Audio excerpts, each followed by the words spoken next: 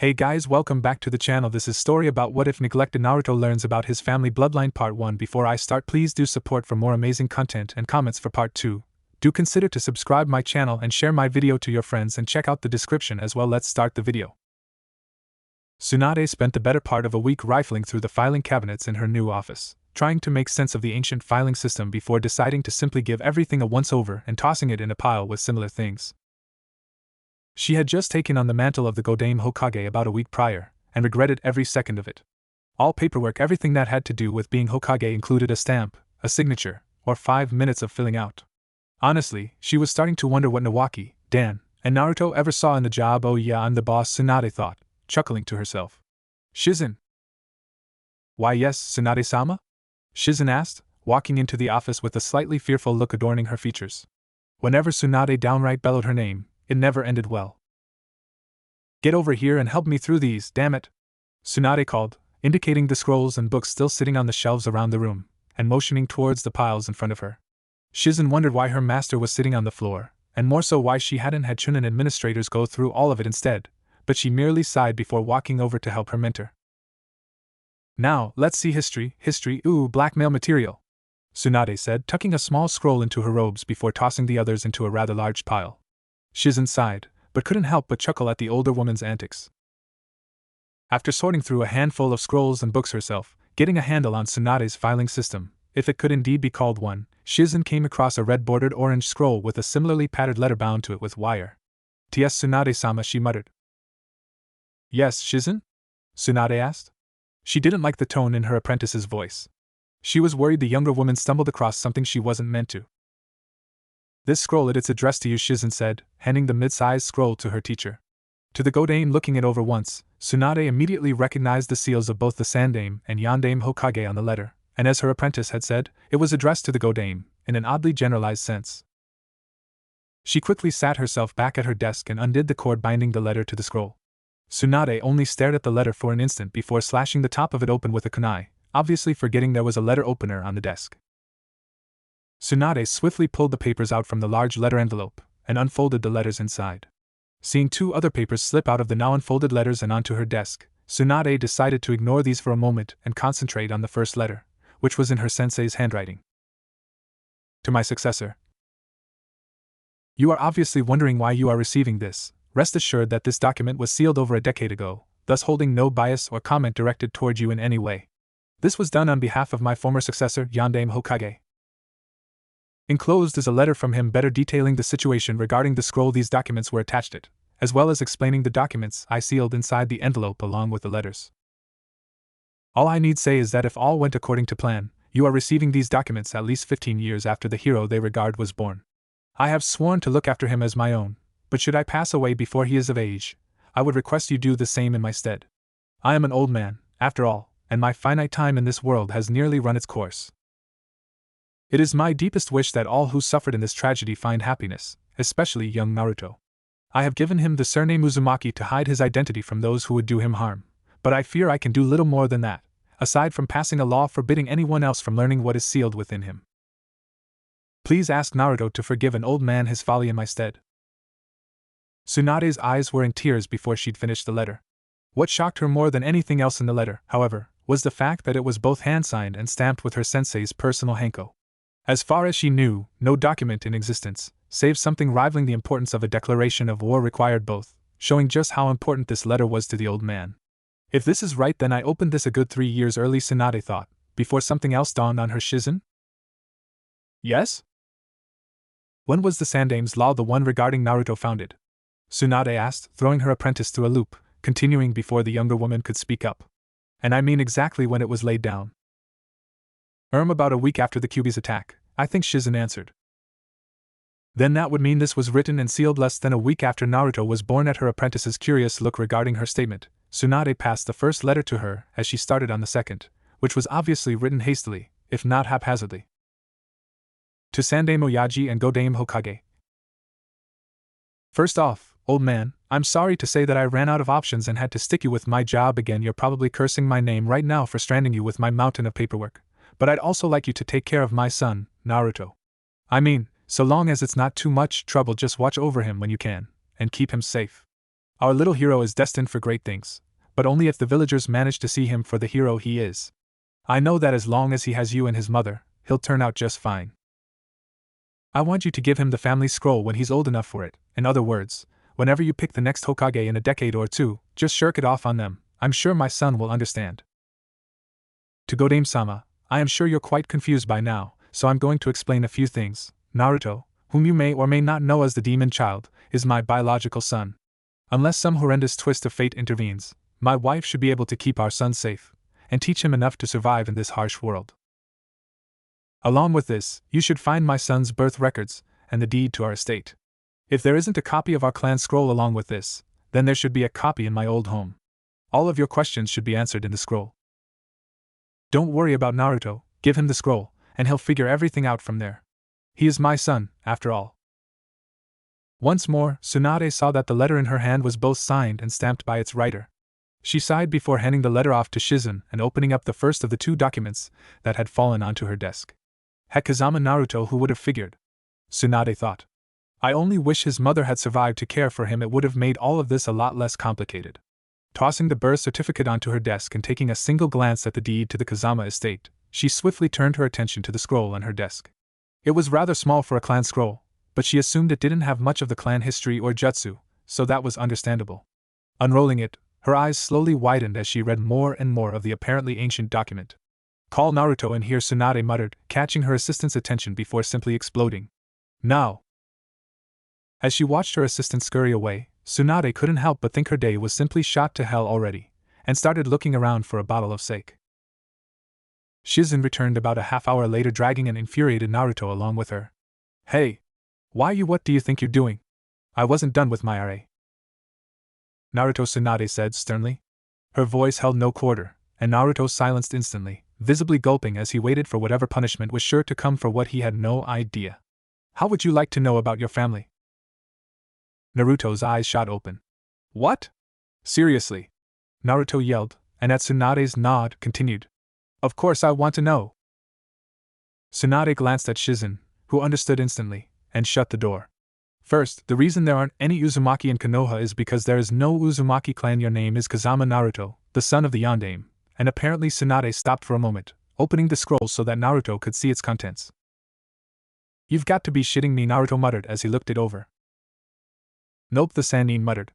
I'd suggest you find someone to help you figure out how to deal with this, and seeing as the council will want to talk to you about it, I'll set up a meeting in, say, a week or two. Naruto was dumbfounded, but he knew that didn't matter. Naruto, I'd suggest talking to the Hyuga clan. You're friends with Hinata and Neji, right? Naruto nodded, honestly confused. Well then, I bet they can help you out with this, and I can order Shikamaru to teach you how to talk in front of the council, she said, pointing to a spot on the scroll before smiling maliciously. Okay, I'll talk to Neji and Hinata tomorrow morning, Naruto muttered, rolling up the scroll to take it with him. I'll make sure either of them have a mission tomorrow, Tsunade said, smiling. As Naruto walked out of the Hokage's office, clan scroll tucked safely under his arm, he started thinking to himself, man, this is weird. First Sasuke starts acting strange, and now this Naruto hadn't realized it, but he was already at his apartment. Shinzenbigen, huh? Sounds kinda cool, he muttered. Naruto was up at dawn, as he usually was, but today was different. Today was special. Today he was going to go to the Hyuga compound and ask his two Hyuga friends for Jujutsu training. He was standing in front of the main gates to the Hyuga compound at 6 in the morning, when one of the guards took note of him. What business do you have here, boy? He asked. Naruto winced slightly at the tone in the Hyuga man's voice. I'm here to see Neji or Hinata. The man was instantly glaring at him, opening his mouth to berate Naruto before the blonde cut him off. The Hokage told me to see the Hyuga for Jujutsu training, and they're the only two I know. Why you have a Jujutsu? The guard yelled. Naruto sighed, not even realizing the effect his next words might have. Okay, then I guess I'll just have to go talk to Kakashi-sensei or Sasuke about it then. The Uchiha? The guard scoffed, and grumbled before opening the gate. Follow me, you will meet with Neji-sama. As Naruto stepped through the archway, he jogged up beside the man and asked, Why can't I see Hinata?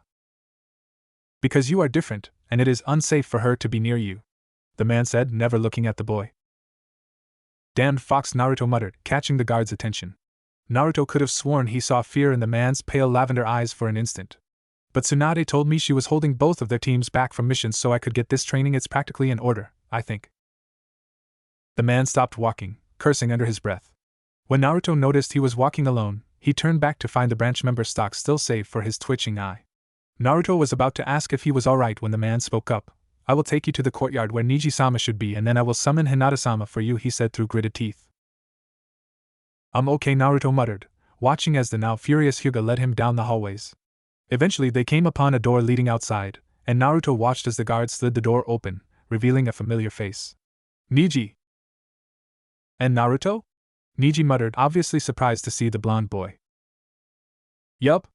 Naruto yelled, running over to him as the guard retreated back into the hallway.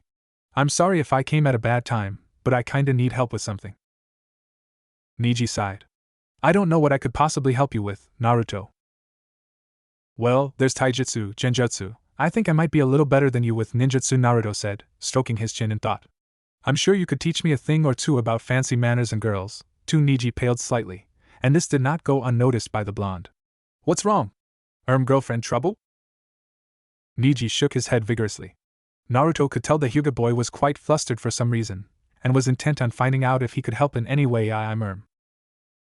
Naruto's face lit up in a mixture of confusion and realization for an instant before he cleared his throat. Wait, boyfriend trouble? Naruto muttered.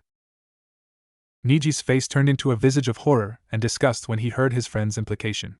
RHH. No! Niji screeched. Naruto had sometimes wondered if having your voice break during puberty was a rumor, but hearing it happen firsthand convinced him otherwise. I'm in an arranged marriage. Niji continued after he'd taken a moment to calm himself.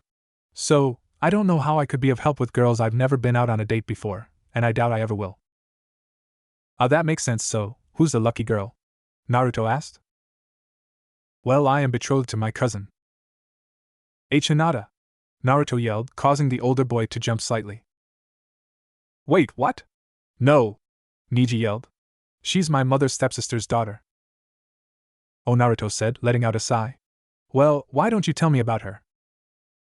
Well, she reminds me of Hanabi-sama, which is oddly frightening, Niji said. Naruto could barely make out the fact that the older boy was shuddering. She just turned 12 last month and I was informed of the arrangement then. We are to wed when she has reached the marriageable age of 15. 15? Naruto asked, openly gaping. Isn't that a little young? There are several cases that would permit marriage at a much younger age, but most Hyuga are married around their mid-teens. Niji explained. Well, yeah, Naruto muttered, clearing his throat again. That's really interesting. Naruto, I must ask you, why have you come here today?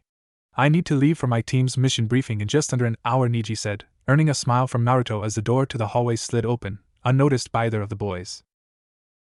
Oh no, you don't! Naruto yelled merrily. I talked to Oba-chan yesterday, and she said she was canceling missions for you and Hinata so you could help me with my Dijitsu. Niji's eyes shot open wider than they ever had before. Dijitsu? And Naruto-kun? Hinata asked from the doorway. Hinata! Naruto shouted cheerfully. Is it true, and Naruto-kun? Why you have a Dijitsu? Hinata asked, a flurry of emotion streaking across her form.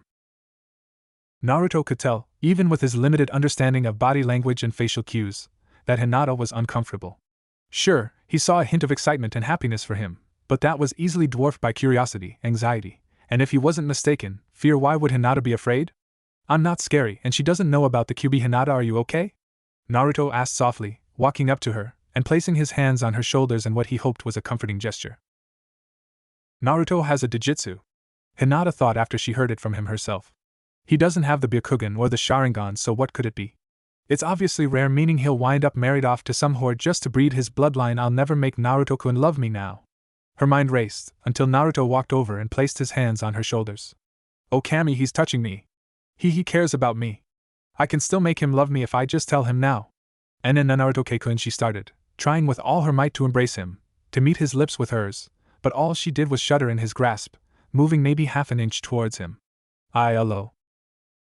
The pair were broken from their thoughts as Niji cleared his throat. Well, what is this Dijitsu? Naruto smiled once more before answering with a single word, Shinzenbigen. Shinzenbigen? Niji confirmed. That sounds familiar. Probably its similarity to the word Sharingan. It's probably nothing. Yup. Naruto cheered, holding up his family scroll, and tossing it to Niji. I already looked through it last night. I could hardly sleep. Niji walked up, and took the scroll with a slight bow, setting it on the large stone patio surrounding the courtyard's fountain centerpiece. Within the first few words regarding the Kekkei Genkai, Niji had to actively restrain himself from activating his Byakugan in an attempt to read the scroll's entirety instantly. This is impossible. And Niji Nizan? Hinata asked, walking up behind him when her cousin flagged her over. Naruto arrived behind her just after she'd clamped her hands over her own mouth. What are you two, yeah? Naruto muttered. These Niji started, double-checking the name. Kazama must have indeed been a clan most formidable and ancient.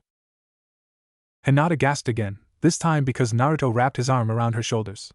What, you're put off by the fact that we probably have the same great-great-great-great Naruto started, counting on his fingers as he continued. Great-great-great-great-grandfather? I will want to look at your clan's historical documents, Niji muttered.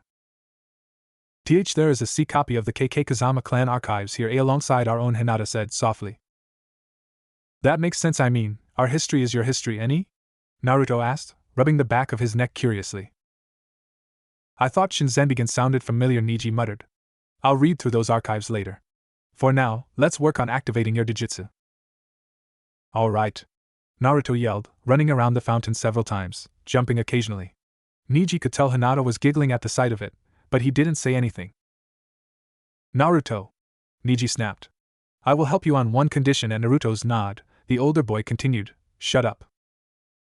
Naruto was about to go off on a tangent, but the look on Hinata's face stayed his temper. All right, I'll quiet down a little, happy? Very. Niji muttered. Now your Shinzenbigen is much like the Sharingan, and that is it's segmented into levels, whereas the Byakugan has a single form. Okay, so then how do I get it to work? Naruto asked, crossing his arms over his chest. Focus chakra into your eyes, and fight someone. Niji said, his eyes never leaving the scroll.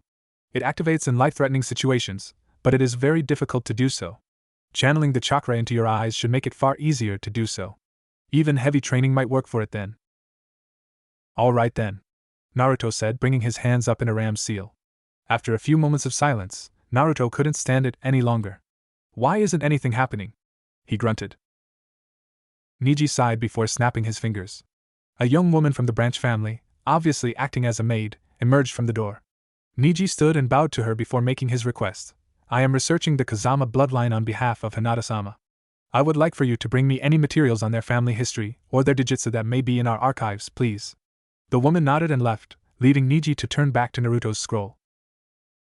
Wait, I think something's happening, Naruto said, noting the tingling sensation in his eyes. And Naruto-kun! Hinata yelled, as she watched his azure blue eyes slowly shift to a deep emerald green. What? Something happen? Naruto asked. Hold that chakra there, and spar with Hinata, Niji suggested. I will continue researching these documents. Fight with Naruto-kun. I couldn't. Hinata objected, turning towards the blonde boy she loved. It's okay, Hinata, it's just a friendly spar, the aforementioned blonde said, dropping into a rough taijutsu stance. I guess, Hinata muttered, taking her own stance. Several hours later, Naruto and Hinata were both breathing heavily. Both had shed their respective jackets, revealing that Naruto was wearing a black t-shirt, while Hinata wore a lavender tank top.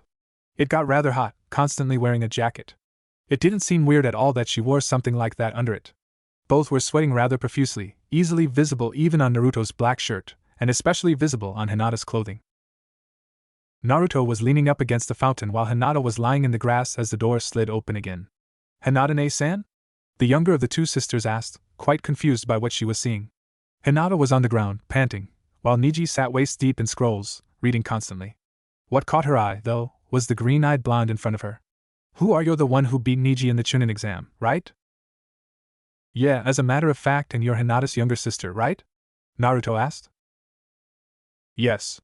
My name is Hanabi, she answered, nodding her head in place of a bow. Naruto, however, failed to understand how disrespectful that was, and kept going with the conversation. Really? I love fireworks, Naruto proclaimed, causing the young girl to match the blush her older sister always had around the blonde. Well, thank you, Hanabi said, practically choking on the words. No one had ever said anything like that about her name before. Hey, you wanna spar? Naruto asked, catching Hanabi completely off guard with the question. Niji and Hinata are helping me figure out my Dijitsu, but Hinata seems a little worn out. I sure, the girl muttered, dropping into a basic juken stance, blankly staring into the boy's beautiful green eyes, so focused in fact, that he managed to catch her with a sweeping kick before she even realized he'd moved. "You're the Hyuga prodigy? I'd never be able to catch Hinata or Niji with that," Naruto muttered offhandedly. "You'll pay for that, pretty eyes or no," Hanabi proclaimed, causing all eyes to fall on her. Even Niji looked up from his reading. "I didn't say anything." "I didn't know Hanabi-sama liked green eyes," Niji muttered under his breath as he went back to his research. Today was just one surprise after another. Naruto managed to leave both sisters exhausted from training at a little after noon, and decided to ask Niji about training with his team tomorrow, which he accepted. Hanabi was probably going to be busy with her own training while Hinata had missions to do anyway.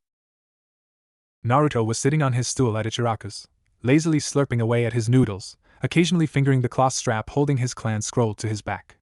Around his fifth bowl, a familiar boy sat down next to him. "Shikamaru?" Naruto asked.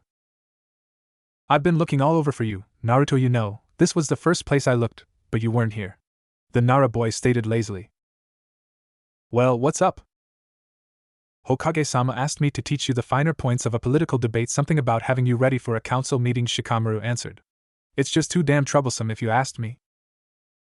"Okay, well, let's get going," then Naruto said, tossing a small handful of coins next to his stack of bowls before hopping off the stool. Are you sure?" Naruto asked as he and Shikamaru went over the Kazama scroll again. They were sitting out back in the Nara district, with the sun shining down on them, and a clear view of the sky, should either of them decide to do any impromptu cloud watching. "You want to rebuild your clan, don't you?" Shikamaru asked. "This is the best way to do it, no matter how troublesome it is." "Yeah, I suppose you're right," Naruto muttered, rolling up the scroll and slinging it over his back. "I'll see you tomorrow then." "Yes," Shikamaru muttered back. Naruto decided to head back to his apartment and turn in early. Teen Guy started training a lot earlier than most people. Naruto made it to the aforementioned training ground exactly where Niji said to at 5 in the morning. There he saw two green-clad blurs colliding with each other repetitively, while a young girl just older than him watched, thermos and cup filled with what Naruto assumed to be coffee in hand. "Hey, Tenten?" Naruto asked. "Huh? Oh, Naruto," Tenten muttered. "Niji said you'd be coming by. I didn't think he'd make you come this early though." "Yeah, well, I want to get my digitsu figured out already," Naruto replied, rubbing the back of his neck. This piqued the girl's interest. "Oh? I heard something like that from Niji, but he disappeared on me before I could ask him any details." "Yeah, it's called the Shinzenbigen. It's supposed to be what the Byakugan evolved from," Naruto answered. Tenten's mouth dropped open. "Are you serious?" she asked, now rising from her seat on one of the rocks and looking him dead in the eye. "Can you get it to work yet?" "No, that's what this training is for, to try and get it to activate," Naruto stated. Seeing the girl's attitude take a nosedive, he quickly thought of something. "But I can get it to do something." Tenten watched as Naruto made a ram seal, and shifted his eyes from blue to green. "Amazing," Tenten muttered. "They're beautiful." "Such a youthful shade," they heard erupt from right behind Tenten. "Yosh, Lee! Naruto-kun burns brightly with the flames of youth," Guy yelled from the side of his doppelganger. Naruto started, putting his hands up in a placating gesture. "No need to excite yourselves over little Omi. Guy-sensei, I suggest Naruto-san and Lee-san spar," Niji said, walking up from behind a nearby tree. "Yosh!" the green-clad men yelled as one. "Ah damn," Naruto muttered as a foot collided with his face, sending him sprawling 20 feet back. "Lee!" Tenten screeched. "What was that for?" "Tenten. We must test Naruto-kun's flames of youth against our own," was his answer. "I'll let you handle that," Tenten muttered, shaking her head and retaking her seat on her rock. "And I shall referee," Guy proclaimed. Niji backed himself up until he was leaning against the rock Tenten was sitting on. "You know, I wouldn't be surprised if you were interested in Naruto-san," he said. The young weapons mistress nearly fell off her rock, her face flushed deep crimson in embarrassment and rage. Mostly rage. "What the hell are you talking about?" she roared. "His Kekkei Genkai," Niji answered. "Do you want to know what the Kazama were known for above everything else?" What?" Tenten asked, her rage ebbing away while her embarrassment stayed strong. "Their flawless accuracy with projectile weapons," Tenten openly gaped at what he said. "You mean their digitsu?" Tenten started, staring at the blonde who had finally gotten the hang of light sparring with Lee. It enhances their vision and hand-eye coordination to the point where they can see anything within their line of sight and strike it with any projectile weapon, Niji stated. It also makes the user nearly impervious to all genjutsu, and coupled with his hijitsu, I have little doubt Naruto-san could assassinate nearly anyone in the village, regardless of rank. You can't be serious, Tenten muttered, just in time to hear a sickening crack as Lee's foot smashed into Naruto's jaw, sending him flying up 5 feet off the ground and soaring away from the green-clad boy, already at least 10 feet away by the time Tenten could look up to see what had happened.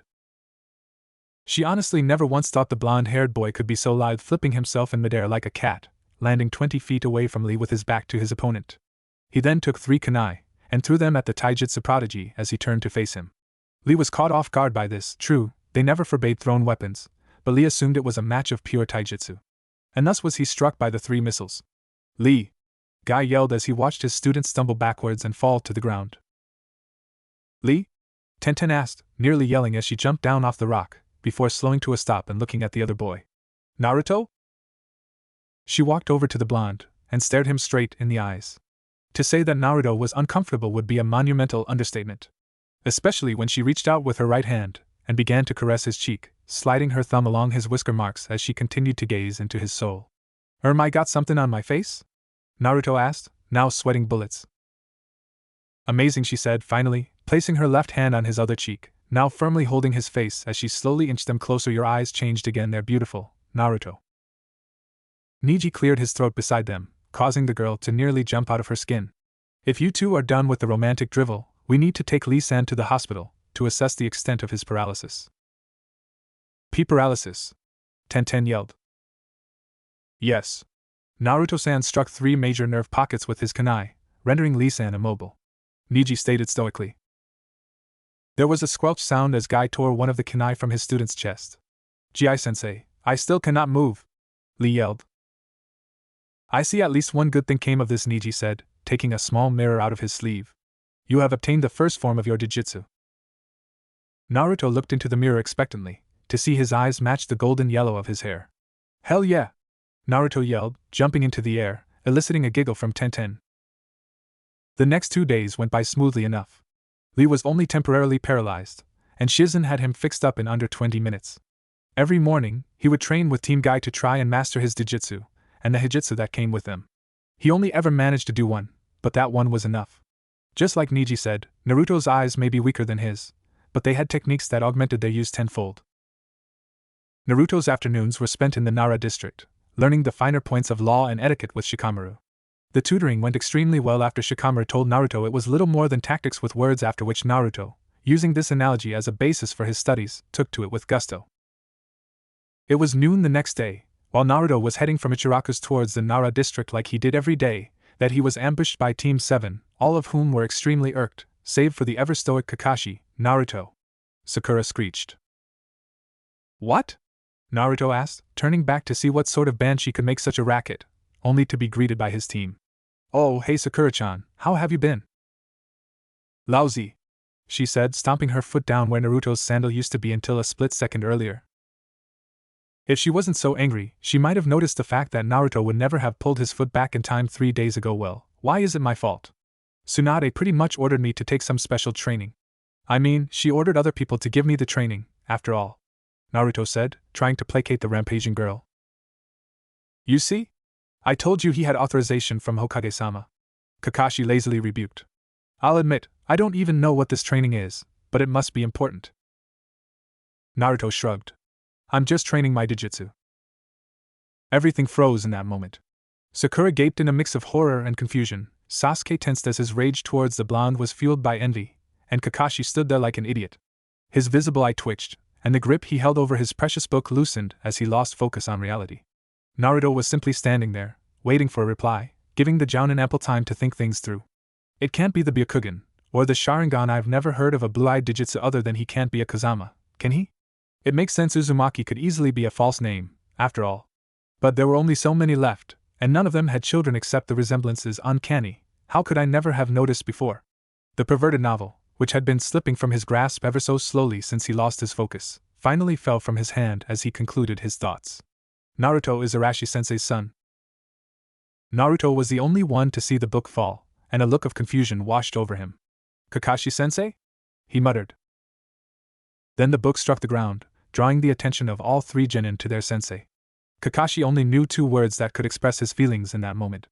Holy fuck, none of them had ever heard their sensei swear so openly before, let alone so stoically. The Cyclopean shinobi took 3 steps forward, until he was standing right in front of Naruto, about 2 feet from him. Naruto, Kakashi muttered, a serious undertone to his voice. What is your name?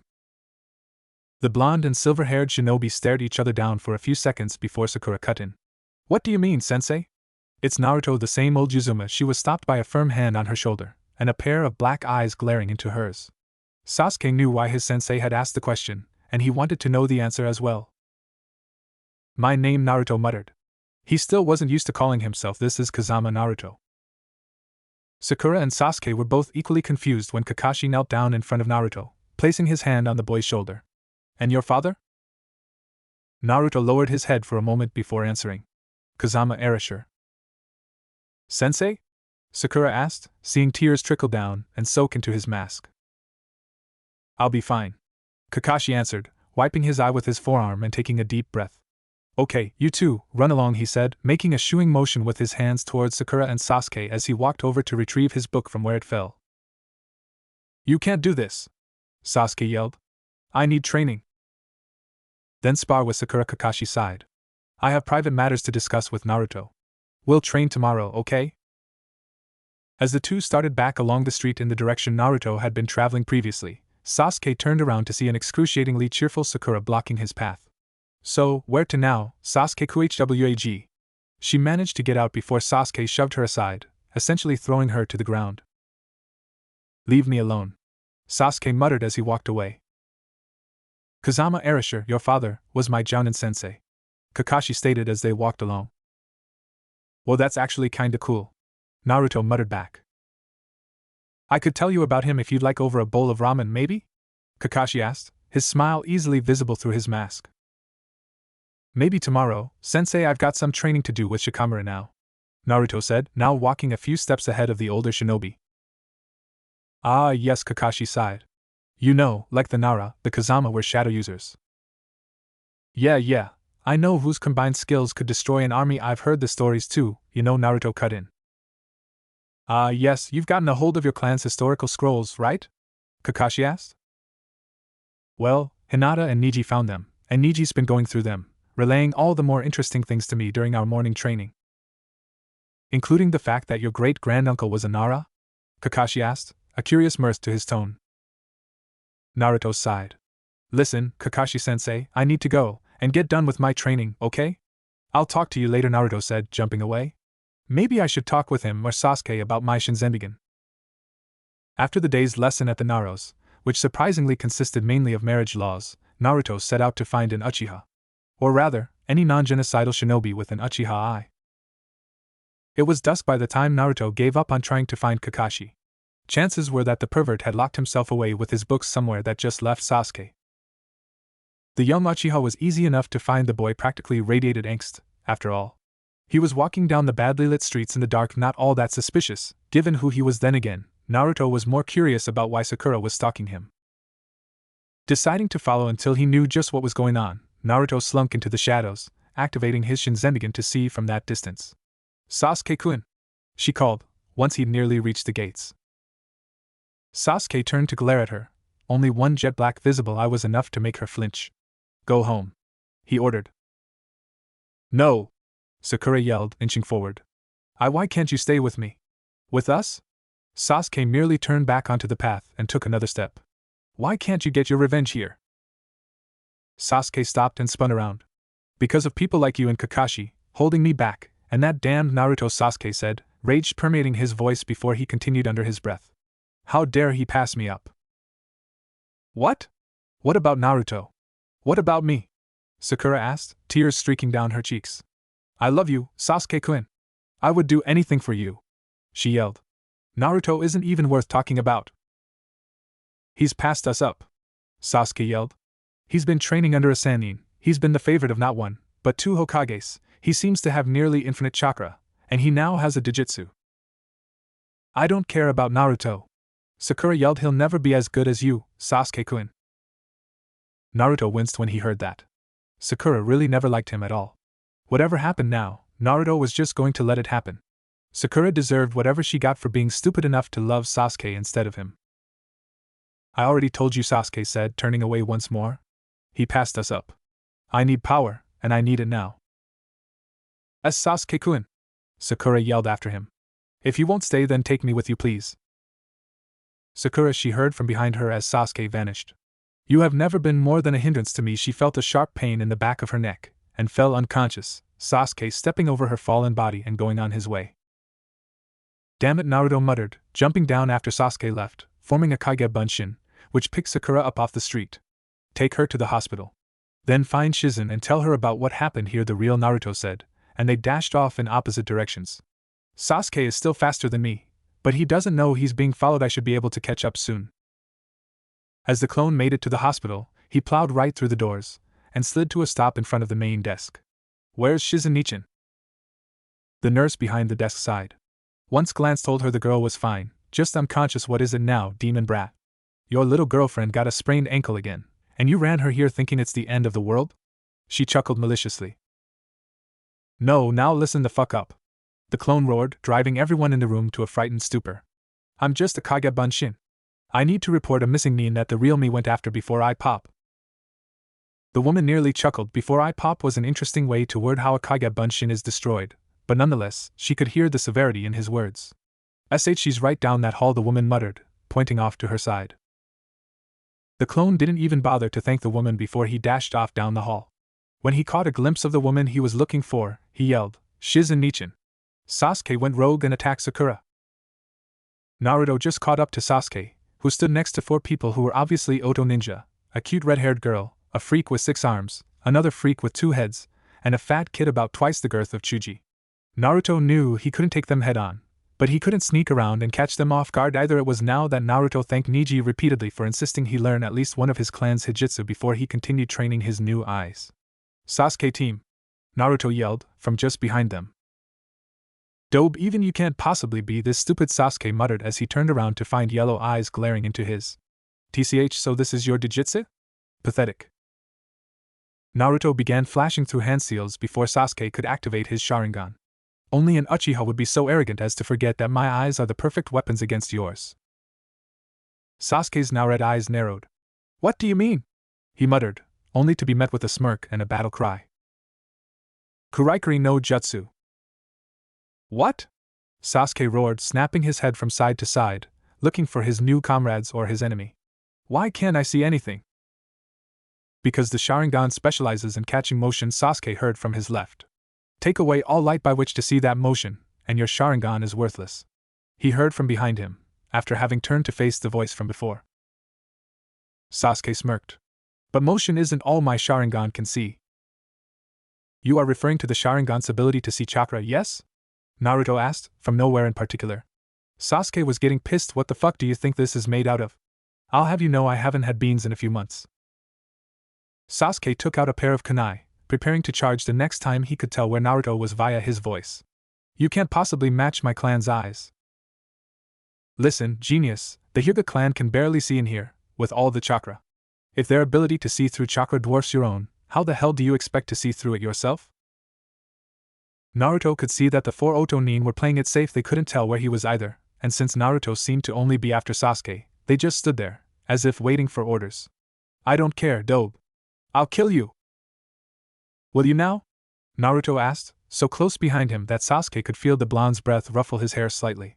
Swinging his kunai around behind him, Sasuke spun around to face his opponent, and felt a sharp pain in the back of his neck. Nighty-night, Sasuke team, Naruto muttered, picking the boy up after having knocked him out with the same method used on Sakura. When Naruto was about a half-mile away, he let the flow of chakra to the mist cease. He was at his limit for distance anyway. As the Oto nin glanced around, the red-haired girl was the first to speak up. Fuck. Another few minutes later, and Naruto kicked open the door to Tsunade's office. One Uchiha nuke nin, Naruto said, his voice an interesting mix of pride and sorrow, with just a hint of pure unbridled rage, before sliding Sasuke off his back and throwing him forward with enough force to crack the front of Tsunade's desk with his back. Courtesy of the Kazama clan. Naruto glanced over to Shizen, who was panting slightly with a concerned look in her eyes as she stood next to a practically fuming Tsunade. Shizen called Kakashi, Tsunade said, her fingers laced in front of her mouth, not bothering to break the glare she was sending at Naruto. Everything he knew about Tsunade, including his gut instinct, told him her rage wasn't focused on him, but it still unnerved him to be stared at like that. Naruto, while I agree Sasuke needs to be punished for assaulting a fellow Leaf Nin, even implying someone might be a Nuke Nin is a serious accusation. Do you have any proof? Naruto wanted to simply stand there and scream at the woman, but if there was one thing Shikamaru had drilled into his brain, it was that yelling won't solve anything nearly as well as Naruto seemed to think it did. So, instead of blowing up at her, Naruto took 3 deep breaths, one of the many calming techniques Shikamaru had taught him, and thought it over rationally. Who knew one lazy smartass could turn a blockhead like Naruto into a politician? Sasuke not only attacked Sakura, he also left the village with the intent of traveling to another hidden village. I know this not only because of the conversation I overheard between him and Sakura before he incapacitated her, but also because he was with 4 sound ninja when I caught up to him. Tsunade nearly gasped. Orochimaru? Yes, Hokage-sama, Naruto said with a slight bow, keeping as formal as he could for the sake of appearances. Before she could ask any questions, Naruto started again. I had intended to apprehend the Oto Nin as well, but I soon realized I myself could not do so without killing more than one of them, possibly Sasuke, as well as the fact that I doubted I could keep one of them from escaping before I finished off their companions. Tsunade was amazed by what she heard. Not only by what Naruto was saying, but how he was saying it. And you have a reason for not even attempting to take these 4 was it into custody, why? Naruto smirked. Like I said, there was no way I myself could bring them all back to Konoha. They appeared to be stronger than the average Oto Nin Haichunin or Jounin level, at least so Kage Bunshin, even while their eyesight was hindered by my Kuraikuri, would have had little positive effect. Naruto's smile widened. Tsunade was starting to wonder what kind of political monster she'd created by sending Naruto to Shikamaru. However, we know 2 things for certain. Sasuke is very important to Orochimaru, and he has a limited number of quality shinobi. How do you know that? Tsunade asked, wondering who told Naruto about their tactical advantage over Oto. Give anyone enough liquor, and the right mix of certain compounds, and they'll tell you anything you want. Naruto chuckled. Tsunade's eyes widened slightly. You drugged Jiraiya? Who said it was Jiraiya? Naruto asked. Tsunade was more worried about the fact that he wasn't denying using certain substances on his fellow Leaf Nin anyway. Where was I? Right, with the current information, it can be deduced that Orochimaru will send at least 1 or more of those 4 to fetch dearest Uchiha team from his prison cell, he said wistfully. And you would give up the descriptions of these 4? Tsunade asked, taking out a notepad and a pencil from her desk drawer. Not everything the Hokage writes is formal, after all. Gladly, Naruto said, smiling as Tsunade noticed the evil glint in his eye. That boy was getting too damn good at this. Later on, Oto outpost near Konoha. What do you mean you lost the Uchiha? Kabuto asked, putting as much venom into his words as he could, since Orochimaru wasn't there to scold them. A blonde leaf brat came and took him. We were at a tactical disadvantage. The many-armed boy, Kidamaru, stated. What kind of tactical disadvantage? Kabuto asked. The fucker did something so we couldn't fucking see. Taiyuya, the redhead, growled. He used something a jutsu called the Kurokiri? The other odd boy, Sakan, muttered. Fucking idiot fag, he called it the Kuraikuri, Taiyuya added spitefully. Jirabu, the large boy and only one yet to speak, finally added his thoughts. What do we do now? Kabuto chuckled. Naruto-kun is an interesting one, isn't he?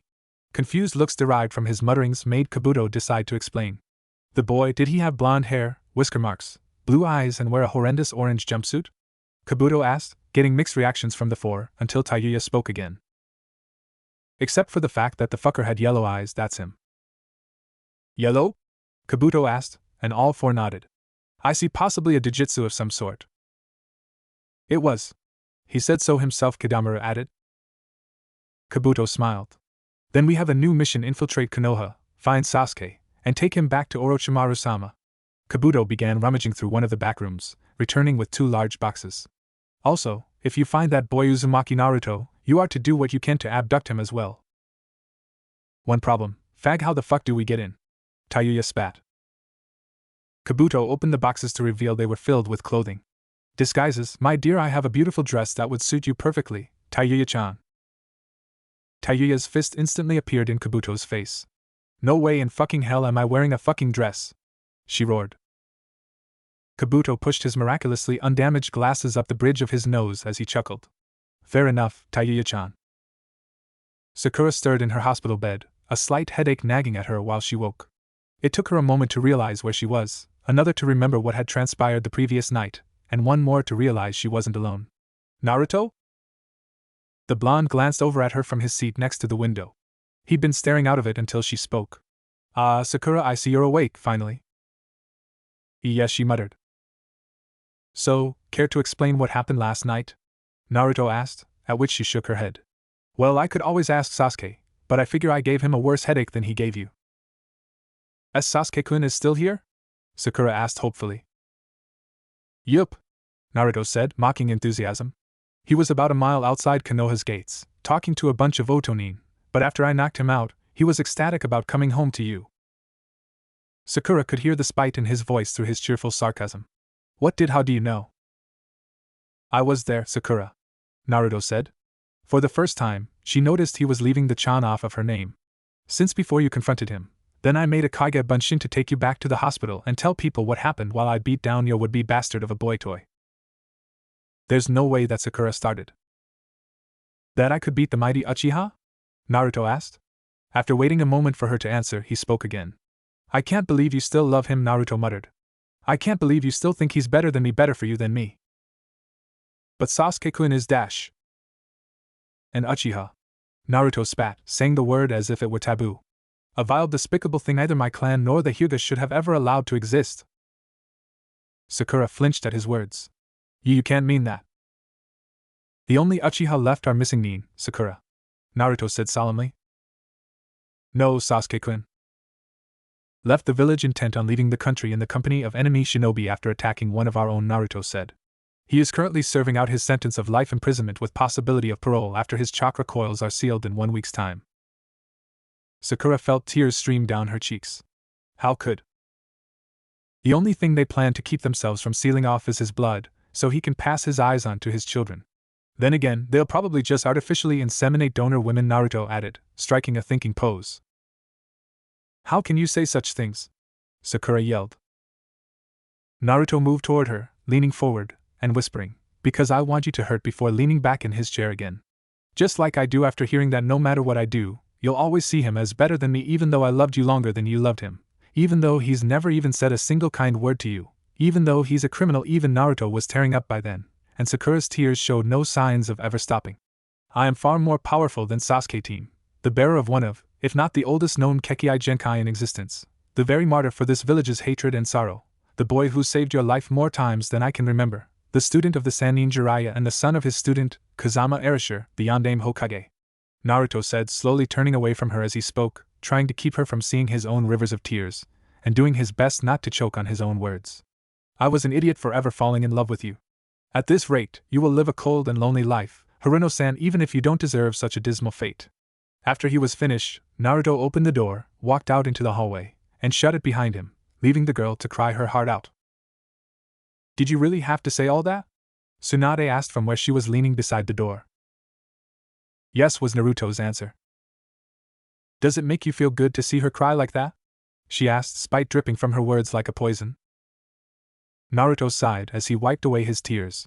No, he didn't feel good about it. He hated himself for saying it, and was sad to see her cry, but there was something else Naruto could barely put a word to, something in his soul that cracked and splintered away, leaving behind a lighter, clearer focus on his life. No, I feel free, he said as he started his trek home. The next day, Naruto started out like he usually did. He woke up at 4, made breakfast, which surprisingly consisted of something other than instant ramen. After hearing Guy rant about how eating ramen every meal could actually hinder one's training, took a quick shower, checked his plants, and headed out. Training went as it usually did, save for the fact that he had to retell the entire tale of how he bested the great Uchiha while having to listen to Guy and Lee's respective rants. After he finished telling them what happened, he was unnerved by the way Tenten was eyeing him. It was something like admiration? Naruto couldn't figure it out. After training, and talking to Tenten for about a half an hour afterward, Naruto made his way to Ichiraku's. Shikamaru was never strict about when Naruto showed up. Hell, he could skip altogether, and the Nara boy would take it in stride. Not that Naruto would ever pass up training of any sort.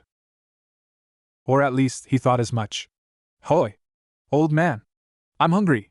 Naruto heard from his favorite stand. Eyeing the rowdy customer from behind the corner, Naruto nearly let out a gasp. It's her! he thought. That Oto Kunoichi. Diving back behind the corner, he leaned against the wall, trying to think about how to handle this.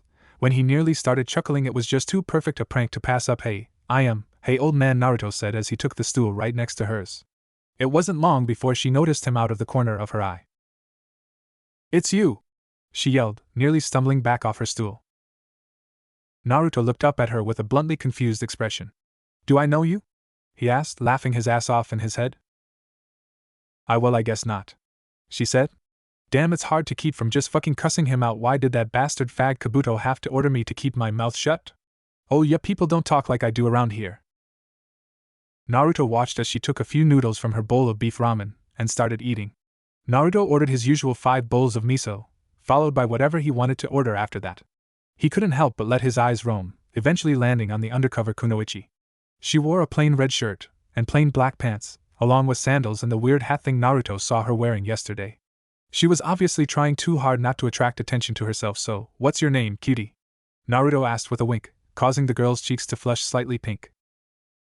No one had ever called her cutie before. Well, Kabuto said shit like that, but he's a lecher of a fruit, so that doesn't count. Tayuya, she muttered. Here he was, the target of her secondary mission, and he was complimenting her looks, and asking her name all the same, best to make sure she had the right guy in you? My name Kazama Naruto, he answered. Kazama? Tayuya asked in confusion. The boy she was looking for was supposed to be Uzumaki Naruto. Then again, this kid looked exactly like Kabuto described, right down to his azure eyes. Oh well, this was him. She was sure of it. So, where are you from? Naruto asked, causing her to stiffen slightly. You gonna be in town long? She thought for a moment, trying to figure out a backstory the brat would believe. I'm from Suna, she said, coming up with it as she went. My father is here on business, and I've got my run of the town until he's finished. Suna, you say? That's great, Naruto said. You wouldn't happen to know Gaara, would you? Who? The reedhead muttered. You don't know him? He's as famous in Suna as I am here, Naruto muttered, easily poking holes in her story. Maybe Sabaka no Gaara would be a bit more familiar? Tayuya thought about it for a moment. The name did sound familiar, but she couldn't place where she'd heard it before, and saying yes would only land her with him asking questions about the Suna boy. No, I think I've heard of him, but I can't really say. Naruto's smile faded slightly, and Tayuya could see the diabolical glint in his eyes. This boy knew who she was. He remembered her, and there was nothing she could do about that, and then he smiled. Well, I guess not everyone knows who the Kazekage's kids are. Tayuya froze. He was talking about that Gaara. Everyone in Suna knew who about him. Gaara's the youngest, and he's a redhead, like you too. Naruto's smile widened slightly before he continued. He's also a genocidal insomniac, not to mention one of my best friends. Hey, I can introduce you if I go with you when you head home. And no, that's fine, Tayuya muttered, clenching her fists and teeth so tightly her knuckles turned white and Naruto could practically hear her teeth grinding together. Oh well, okay, Naruto sighed, digging into his ramen literally. How he stayed thin, Tayuya had no idea. The worst part was, she couldn't look away. She just chalked it up to morbid curiosity. Say, Tayuya muttered, trying to think of ways she could get this boy alone and knock him out, or maybe she could seduce him, and he'd follow her to Oto willingly? Do you think you could show me around the village? It's my first time here. After all, she did her best to sound weak and timid. She nearly clawed out her own throat. She was so good at it, it was a little pathetic. Naruto raised an eyebrow curiously. Again, he found something too good to pass up. You mean like a date? And then everything came crashing down. Dad, get over here. Naruto has a new girlfriend. The girl behind the stand, who Naruto called I am, yelled, squealing occasionally. Oh, he does, eh? Teuchi asked as he came out from the back. I'd like to meet this girl. Tayuya flushed a deeper pink then. I never said anything about a date.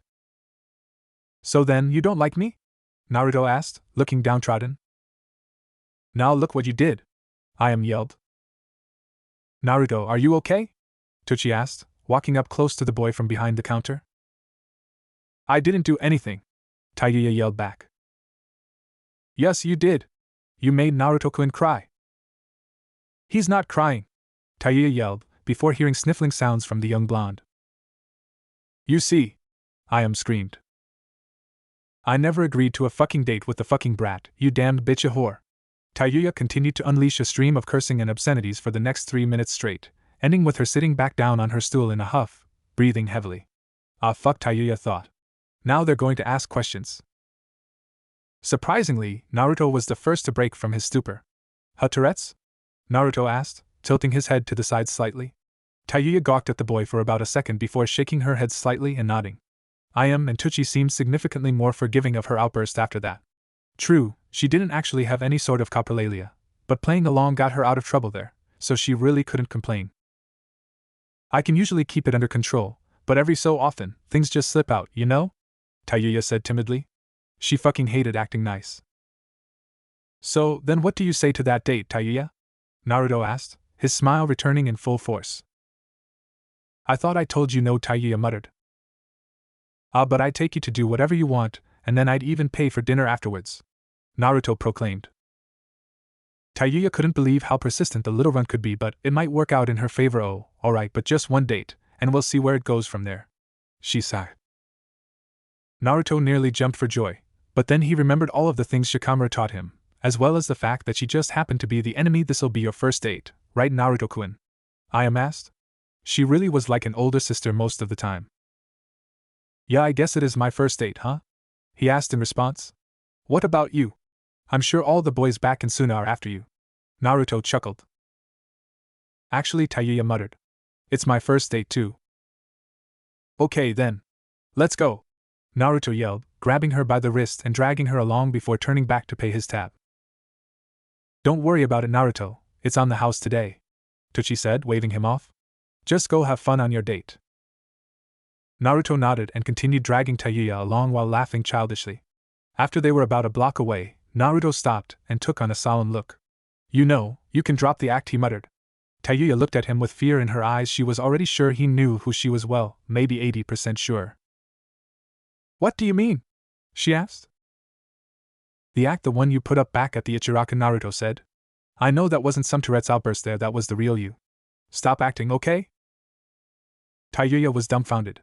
There was no way he was smart enough to figure that out, but dumb enough to not know who she is. Oh well, he wanted the real her.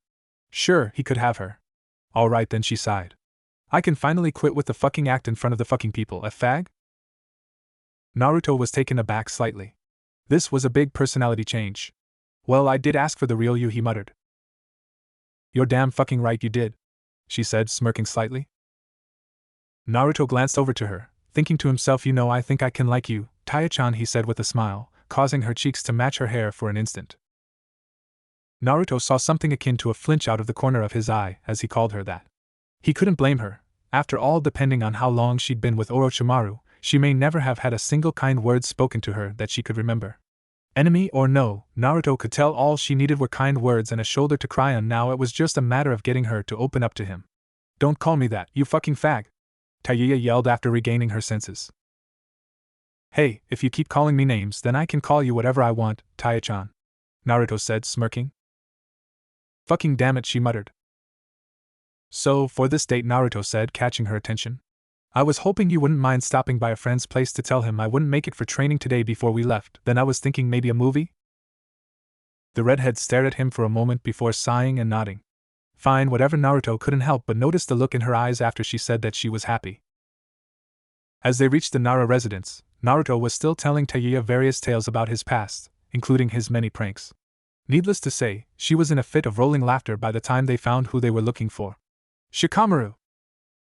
The lazy Chunin glanced over from his spot at the top of a small hill near his home, merely tilting his head to the side as he lay in the grass. "Naruto," he muttered. "This fucking cockrider is the bastard who's teaching you political shit?" Tayuya asked, rather casually despite her wording. Naruto barely kept himself from outright laughing. "Yeah, that's Shikamaru," he said, looking at the boy who was eyeing the girl curiously after hearing what she'd said. "Don't worry, she says that kind of stuff about everyone." "Ah," Shikamaru muttered. "Troublesome mannerisms." "Hey, if you don't mind, I'm heading out on a date with Tayuya," here Naruto said, wrapping his arm around the girl's waist, causing her to blush slightly while glaring at him. "So I'll have to cancel for today." "No problem," the Nara boy sighed, leaning back against the grass again. Troublesome women. 4.5 hours and 2 movies later, Naruto was slightly surprised that Tayuya picked 2 of the most violent, goriest, mature and otherwise masculine movies Naruto had ever seen. This girl seemed to be the epitome of tomba. "So, Taya-chan," Naruto started, a little unsure of what to do. How about we go find somewhere to eat? Fuck yes, I'm starving, the redhead answered, drawing a few awkward glances and glares from others just exiting the theater like them, but paying them no heed. Hey, you in the mood for anything in particular? Naruto asked, hoping she could think of something so he wouldn't have to. There really was only one place he ever ate. How the fuck should I know? Where the fuck do you go to eat? She asked in return. Well, there's this ramen stand, but I'm not sure if it's really first date material, Naruto said, rubbing the back of his neck. Anything is good, Tayuya said, and they set off. Tayuya looked over toward where her blonde date was pointing. That's the place where we met, she muttered. Naruto shrugged, rubbing the back of his neck. So it is, huh? He chuckled. Well, it's the only place I ever eat at, mainly because they don't throw me out if I try. Tayuya glanced over at him for a moment, just catching the sad look on his face before he smiled again. What the fuck are you talking about? Oh, it's nothing, Naruto muttered solemnly, walking up to claim his favorite stool. Like hell it is, Tayuya thought as she took the seat beside his. Oh, back from your date? The old man behind the counter asked. Actually, we're still on our date, Naruto stated shyly, rubbing the back of his neck. Tsuchi's eyes widened, Naruto realizing this was the first time he'd ever clearly seen the man's eyes. You're joking. This isn't the kind of place you take a girl for a date. Meh, it's fine, we didn't really have anywhere else to go, and I like the company here, Naruto said, shooting the redhead at his side an interesting glance. Tayuya then, curiously, began rummaging through her pockets. Naruto-kun, I think I dropped my flute a few blocks back, would you find it for me? She asked. In an instant, the blonde nodded and dashed away. That's our Naruto-kun, he'll do anything to make someone else happy, Ayam said as she stalked out from the back, smiling at Tayuya only to recoil from the redhead's glare. Why the fuck does everyone hate Naruto? Tayuya asked angrily once she thought the blonde was out of earshot. Tsuchi and Ayam looked at each other, their faces painted with the sorrow they'd helped alleviate from their favorite customer over the years. We can't tell you, Ayam said after a moment. Why the fuck not? Tayuya growled. Because it isn't our place, Tsuchi said, matching the young woman's glare. If he wants you to know, you'll know. Otherwise, all we can tell you is that he suffered for years when he deserved praise. The old man leaned forward, his gaze intensifying tenfold. Tayuya was sure this man was ex-shinobi or something if you ever heard him. Tsuchi was interrupted by his daughter smashing a rather large cleaver that, logically, had no right being in a ramen stand right in front of the girl. Tayuya was honestly surprised how protective these people were. Yeah, I get it, play nice. Tayuya muttered, looking off toward where her date had run, letting out a deep sigh. These people are crazier than I am. After another moment, Naruto returned, panting heavily. I'm sorry, Taya-chan, I couldn't find any flutes. Oh, no problem, it turns out it was right here the whole time, she said, pulling a rather nondescript metal flute from somewhere. Damn, I hate this. But it would be bad to act out in front of these people, they'd blow my cover, she thought, sparing a glance at Tsuchi and his daughter. Oh, that's good, Naruto said, after catching his breath. So, on with dinner. A half hour and 14 bowls of ramen later, Tayuya had 3, Naruto devoured 11. The pair were walking down the street as the sky began to redden, and the villagers began making their way home. Tayuya sighed. It was now or never. Why does everyone hate you? Naruto glanced at her curiously before she reiterated, why the hell do these fucktards treat you worse than shit? Naruto sighed. This wasn't something he wanted to tell anyone, but he didn't want to keep it a secret either. Might as well see how Tayuya would handle it. I'll probably have to kill her anyway, so no harm done. Naruto winced at the thought. He didn't want to kill her still, he hated secrets. I'm a demon, he muttered after glancing around to make sure no one would overhear. What? Tayuya asked, unsure whether she wanted him to clarify, or if she really wanted him to have said something else. I have a demon sealed inside of me. The very demon that nearly destroyed this village 12 years ago. All of that hate with nowhere to go landed on me, Naruto said as he walked. I don't really blame them, it's human nature to hate others. That's not true, Tayuya thought. Even I know that, Naruto, you shouldn't think like that, she muttered. Naruto wasn't sure if it was her tone, or the fact that she wasn't swearing, but her words stopped him. He began to run reasons to contradict them through his mind before he saw her out of the corner of his eye, and turned to face her. Are you crying? Tayuya froze. There was no way she could be crying. Dabbing her finger under her eye confirmed that he was right, she really was tearing up. Of course, she couldn't let him know that. Of course not, she muttered, wiping her eyes with her forearm. Naruto smiled. She's crying over me, he thought.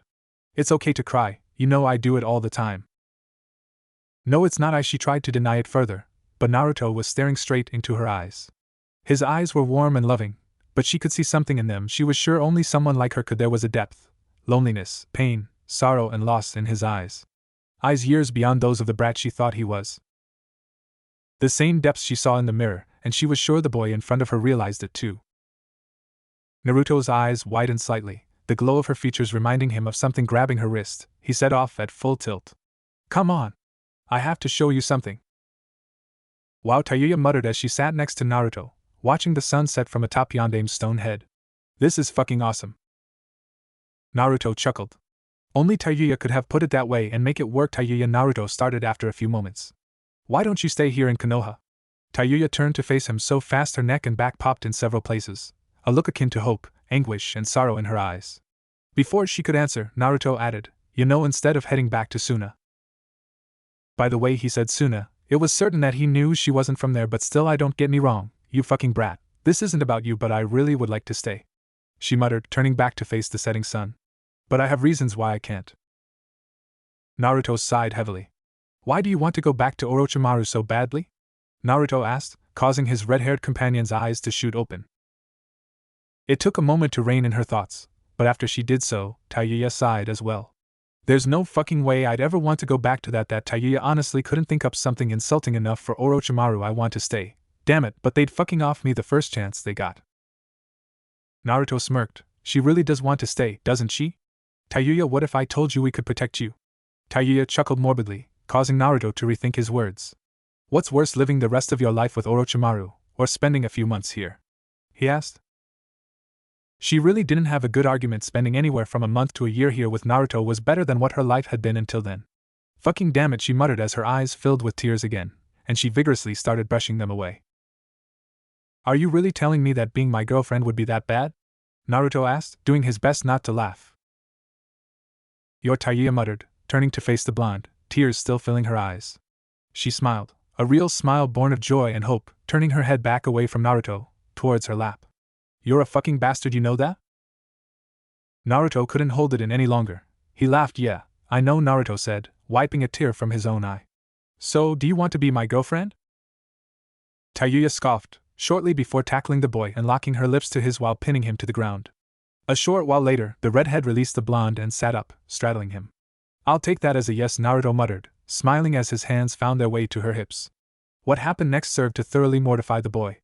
Tayuya unzipped his jacket and started undoing his pants. Whoa! Tai-chan, what are you doing? Naruto asked, grabbing her hands and pulling them down to her sides. Tayuya looked confused and slightly embarrassed. Isn't this what a girlfriend is supposed to do? She asked with a tinge of pink to her cheeks. Well, yeah, Naruto muttered. After a few years. Years? Are you fucking kidding me? Tayuya asked, folding her arms over her chest as Naruto refastened his pants. Well, maybe just months, Naruto added. I really have no idea how this stuff works. The redhead leaned forward, laying atop her new boyfriend as she sighed. Being a girlfriend is too fucking confusing. Naruto blushed as he realized that her chest was pressing firmly against his. Tai-chan? He asked. What the hell is it now? Damn, she said as she leaned up, before her cheeks erupted into a crimson flurry, Naruto matching it easily. Ah. Tayuya slid off of Naruto's lap, sitting beside him as he adjusted something in his pants. Sorry about that. You'd fucking better be, Tayuya muttered, her face still slightly red.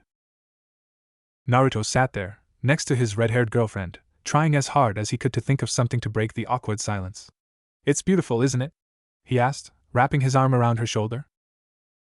Heh, fuck yeah, she answered, leaning into his shoulder. After another minute of comfortable silence, she sighed, her eyes falling to her lap. You know, as soon as someone finds out who I am. Naruto groaned. You know, there's a way around that. Tayuya's eyes shot open, and she turned toward him, her nose no more than an inch from his. What? Fuck man, out with it, damn it. Naruto smirked, leaning forward to whisper into her ear. Her eyes shot open, gaping at the boy as he pulled away from her and stared into her eyes. Naruto simply sat there and smiled, waiting to see what her reaction would be, knowing he'd have to explain it. Holy fuck, he's serious, Tayuya thought as she struggled to close her mouth. But it works, right? Fucking hell, you're going to have to run that by me again, she muttered. With a shitload more detail. The blonde merely smirked. Why the hell am I wearing this? Kidamaru asked, standing alongside his teammates, garbed in a baggy brown trench coat reminiscent of the Aburame clan. He reached up to adjust the bandana around his head with the 2 arms he had in each sleeve. This thing itches. Worse than your Hittite? Jirabu asked, he himself clad in a red-orange yukata. Yes, worse than that. This thing must have bugs or something, Kidamaru groaned. Who knows how long these clothes have been out there? He added, loath to call them anything resembling proper garments. I don't see what you shitbags are bitching about, Tayuya said as she examined herself once more. I kinda like the fags fucking pissrags. I don't see what's so bad about them either, Kidamaru Sakan muttered from beneath his bamboo hat, adjusting the phobos/backpack. And no idea what those are called. I've tried looking them up, but I just can't find them. That hit his brother's head on the back of his neck. He was also dressed in simple, dark blue robes, and curiously wore a chain of beads around his right arm. Only a fag like you would like wearing a fucking dress, Tayuya spat. Sakan sighed. He was never going to get her to stop calling him that. Let's just get this over with, Kidamaru called. Split up and search, we'll meet back here at noon. Just behind them, a silver-haired man dressed in full ANBU gear smirked behind his mask. I found him, Sakan said as they gathered at the appointed time.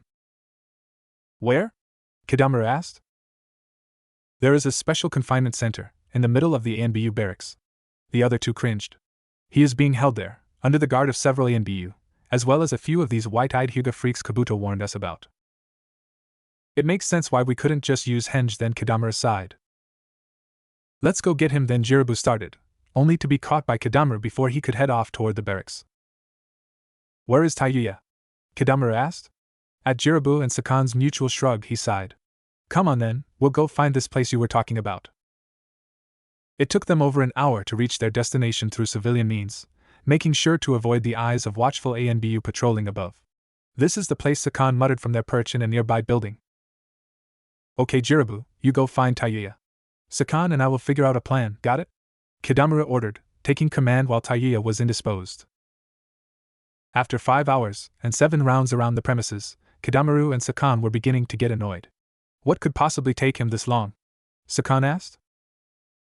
Either he's dead, or he found an all-you-can-eat buffet, Kidamaru stated monotonously, before erupting into laughter. It's nearly sundown, Sakan noted. Yeah, we'll hit him when it's dark, with or without those 2, Kidamaru said, grinning slightly. An hour after sunset, the 2 set out into the building. They were unnerved by how few people they came across, too.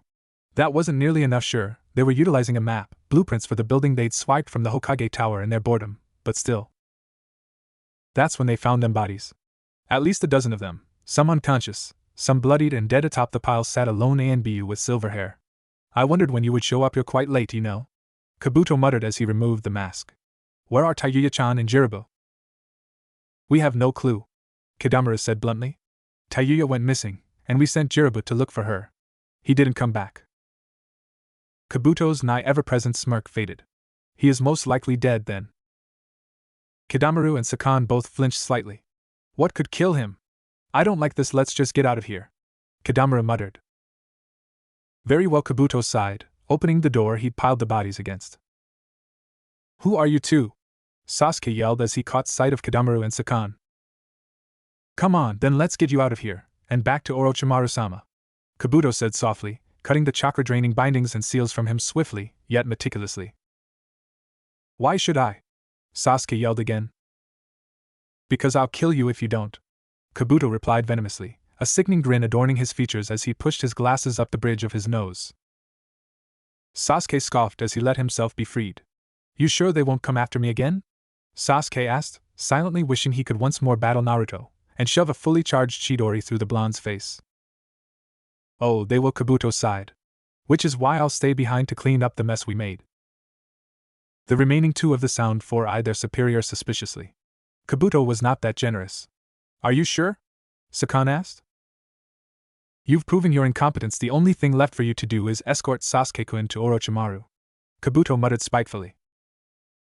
The pair winced again as Kabuto finished undoing Sasuke's bindings. All right, let's go, Kidamaru muttered, Sakan and Sasuke following closely behind as he began to sprint down the halls. I guess it's my turn, Kabuto muttered, using Shunshin to transport himself to the roof. In an instant, he was surrounded by no less than 3 ANBU squads. Kabuto, surrender, and we can end this without killing you. A particularly lazy voice said from behind the captain's mask. I hate being the distraction, Kabuto thought. This is not going to be a simple fight, will it? He mused. You choose to resist? The ANBU captain asked, shifting into an offensive posture. His men, including 2 women, followed suit. Yes, as a matter of fact, I do, Kabuto announced, smirking. Kimimaro?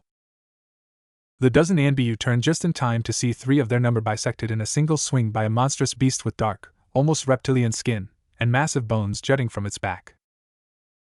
Kant from CH3. The blonde just smirked. Just like I thought I knew she wouldn't say no. He thought. Maybe I'm getting a little too good at reading people now. She's a good person deep down. I can tell. I said, marry me? Taiya inched away from the boy. Yeah, I said, details fuckered. Naruto sighed. Okay, I'm important, or I will be, it's kinda confusing. Anyway, so long as you're my fiancé, the council can't throw you out of town or have you executed without the threat of me leaving the village or just plain massacring them all, Naruto said, adding a morbid chuckle at the end. Well, we could call the whole thing off after a few weeks, however long it takes Tsunade-bachan to register you as a Konohani, and then the council wouldn't be able to touch you. Legally, Taiya muttered. Just a technicality, my dear, Naruto chuckled, wrapping his arm around her waist. Now then, will you marry me? Taiya thought about it for a moment, before burying her face in his chest and mumbling a single, muffled word. Taiya. Both Naruto and Taiya jumped up at the voice, watching as Jiraiya walked out from the brush behind them. Who is this boy? Kazama Naruto, the blonde said, smiling arrogantly as he crossed his arms over his chest. Now are you to, Jiraiya muttered. The secondary objective. He glanced over at Taiya. She was seducing him. Good work, now we can catch him. With blinding speed for someone his size, the Oto boy dashed toward Naruto, missing as he thrust his open hand to grab the boy's head. He would have turned to continue his non-lethal assault, had he not felt a sharp pain at the base of his skull. How? He muttered, unable to move his limbs. Taiya stood behind her old teammate, relishing in the feel of his blood coursing down her arm as she gripped the kunai she'd stabbed into him.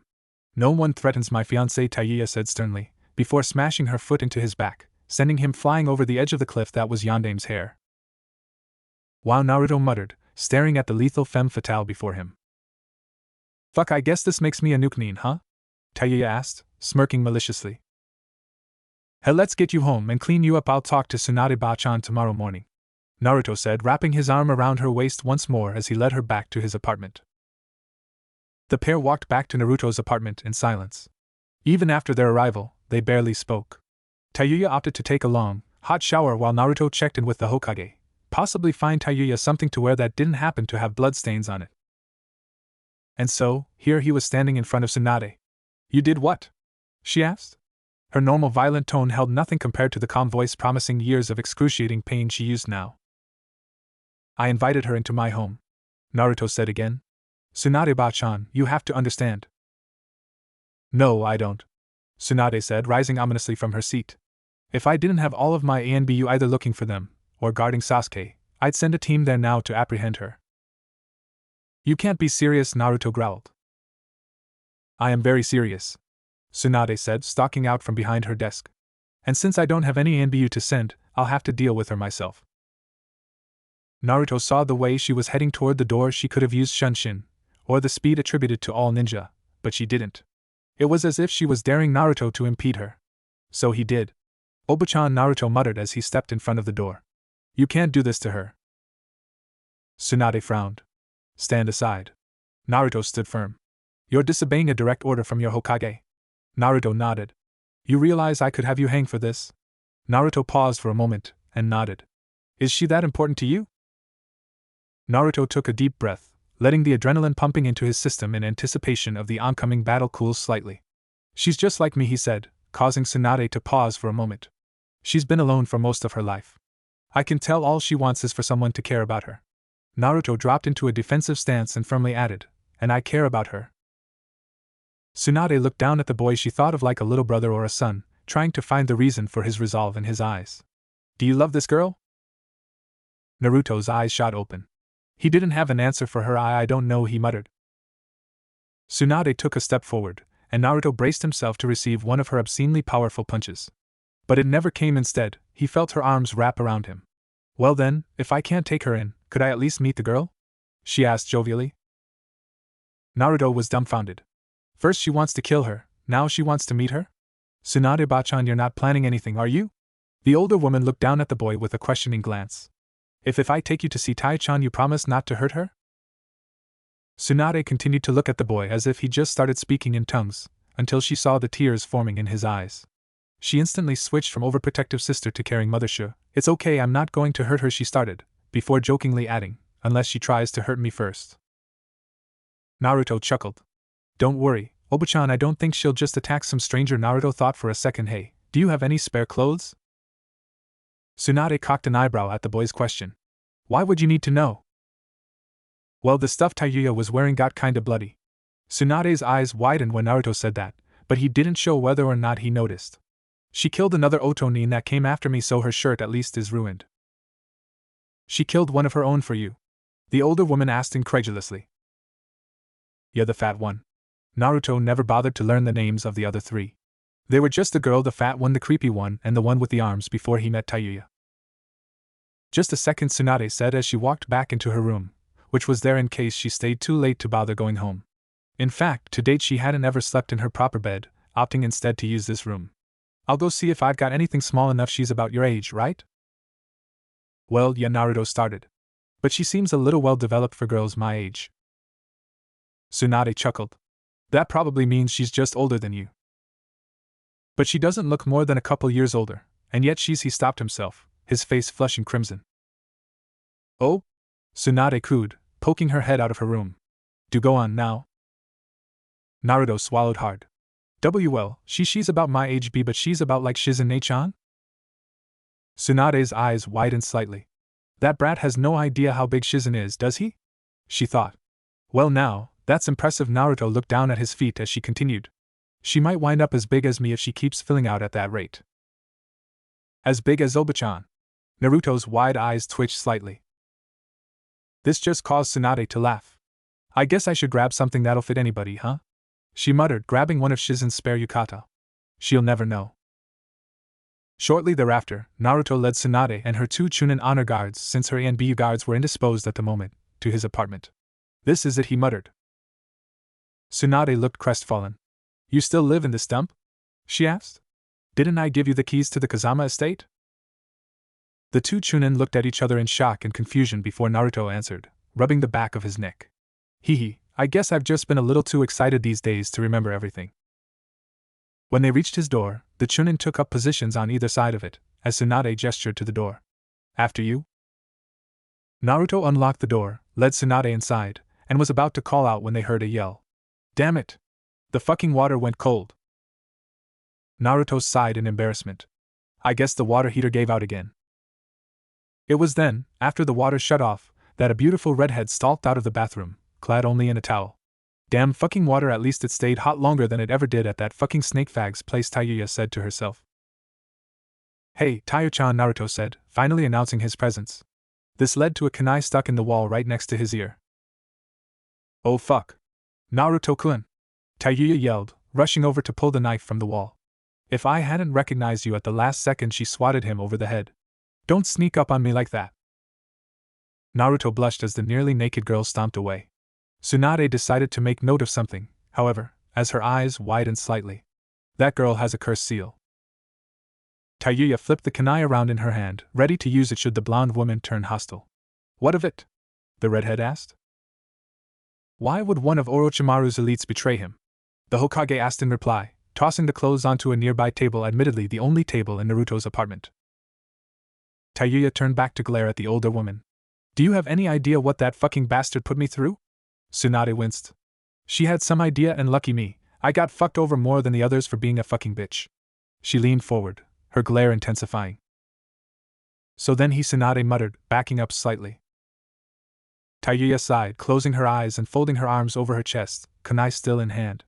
I doubt he did what you're thinking of.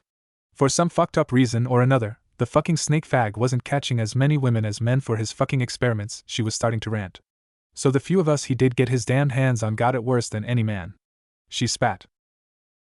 Before Tayuya could react, Tsunade caught her in a bone-crushing hug. It took Tayuya a moment to realize the older woman wasn't trying to kill her, but was instead simply embracing her. The woman was just too damn strong. Tayuya was especially confused when Tsunade began whispering in her ear. He didn't rape you, did he? What the fuck? Tayuya yelled, pushing away from the blonde woman.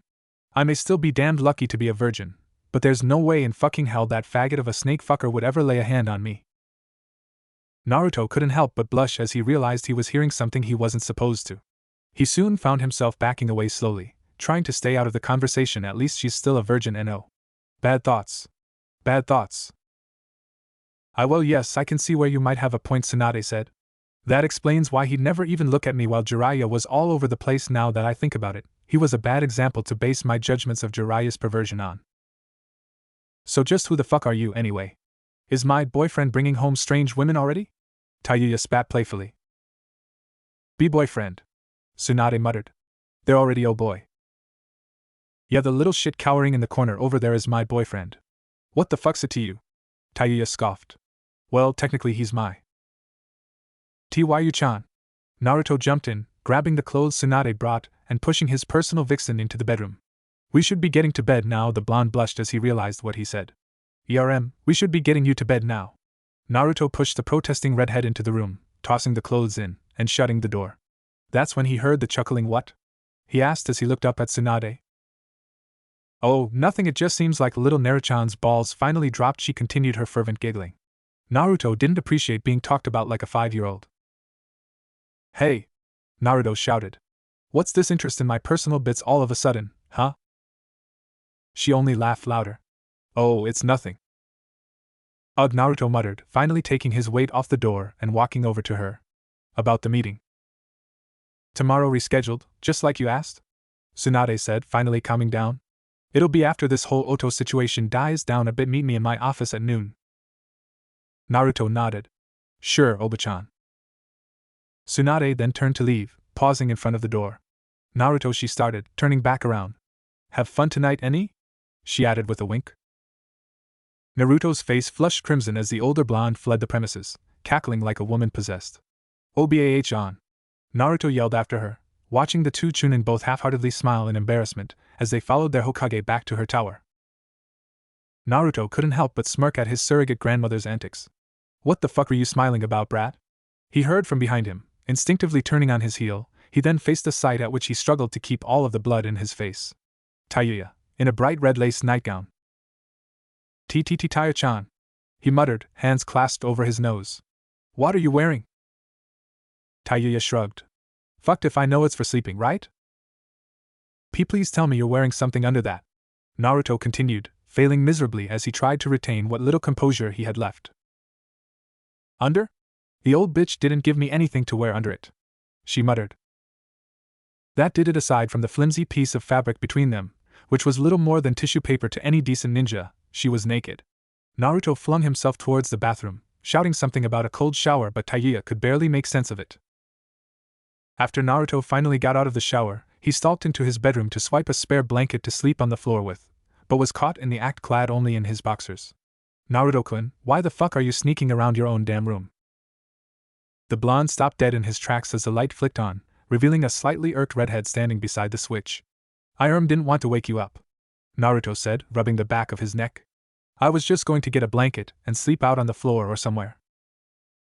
Oh fuck no, you won't, Tayuya muttered. You're sleeping in the bed. But you should sleep in the bed. You're the girl, Naruto argued. I never said I wasn't sleeping in the damn bed, Tayuya muttered. We're sleeping together. RHH, Naruto screeched, backing away from the girl. But. The redhead sighed. I never said anything about fucking, damn it. Just sleep. Naruto sighed. Oh, okay, Tayuya-chan, he muttered as he watched his girlfriend slip under his bedsheets. Tayuya saw that once again, he was hesitating. Get in the fucking bed, she growled. In an instant, he was under the sheets, trying his best to keep some distance between them, before she wrapped her arms around him. Tayuya-chan? Just shut the fuck up and sleep, she muttered as she snuggled into his shoulder. Tayuya's eyes fluttered open slowly as light filtered through the window. It took her a moment to remember why she was in an unfamiliar room, why she was so warm, and why her hand was down some boy's boxers, groping his ass. Oh, right, Naruto. She looked down to see the locks of unruly blonde hair draped over her bare chest. Apparently, her nightgown had gotten pushed up in the night, and he was laying partially on top of her, resting his head on her bare bosom. To be bluntly honest, she thought it was cute. She'd never felt this warm and content before in her life, at least, not that she could remember. And then he moved. Why the fuck is my chest sticky? She screamed in her mind. Taking a hand to her bust as she leaned up slightly, she wiped her hand in the slick substance, and brought it to her nose. Drool, she thought. Her chest was completely covered in spittle. Naruto, you bastard!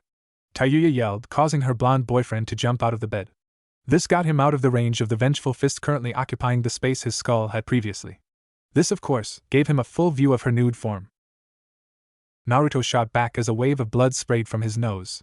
Just as Tayuya managed to pull her nightgown back over herself, she was pelted with the red liquid.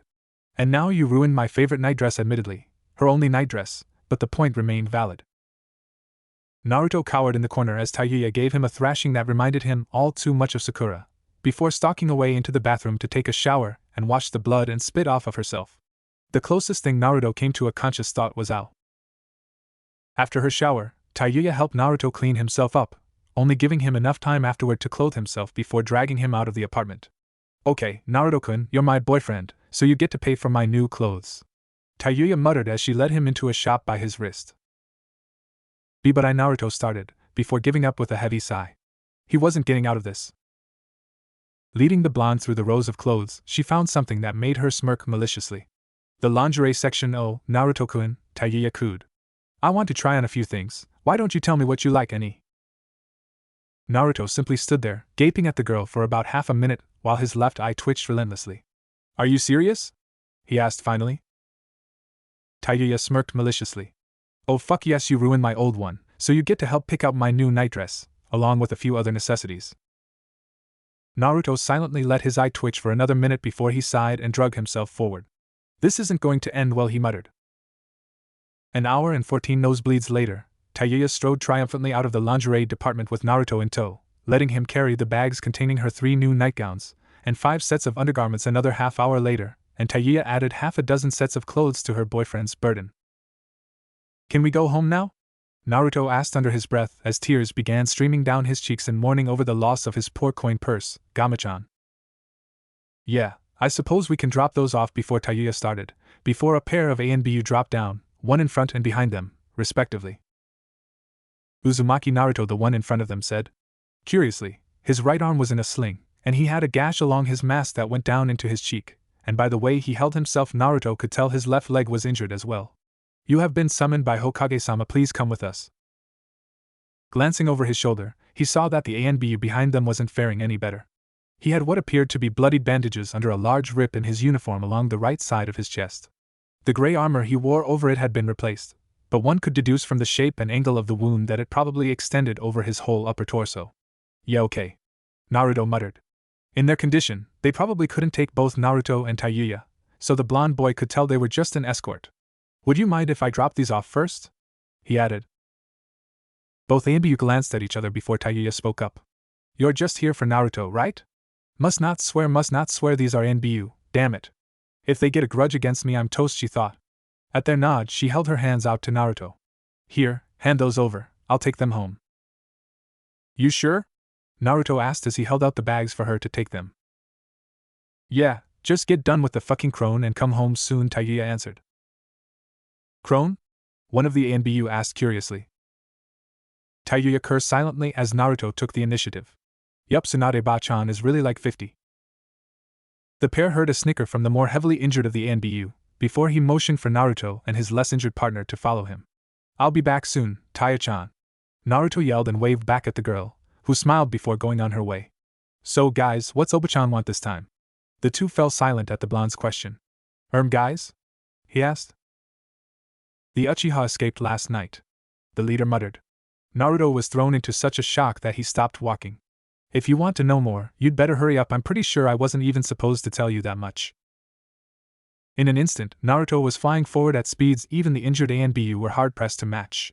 When Naruto arrived, he burst through the door into her office. Tsunade-ba-ch, he stopped himself. In front of him, Tsunade had a small stack of red and white forms that she was in the process of filling out. He recognized them instantly, death certificate notarization forms, and the proper notification papers for the families of Kia Ninja. He knew for a fact that Tsunade hated filling out such forms, as well as the fact that it would probably be his least favorite aspect of the position as well. Sit, Tsunade said, indicating a chair opposite hers. Oba-chan, Naruto muttered. What happened? She sighed.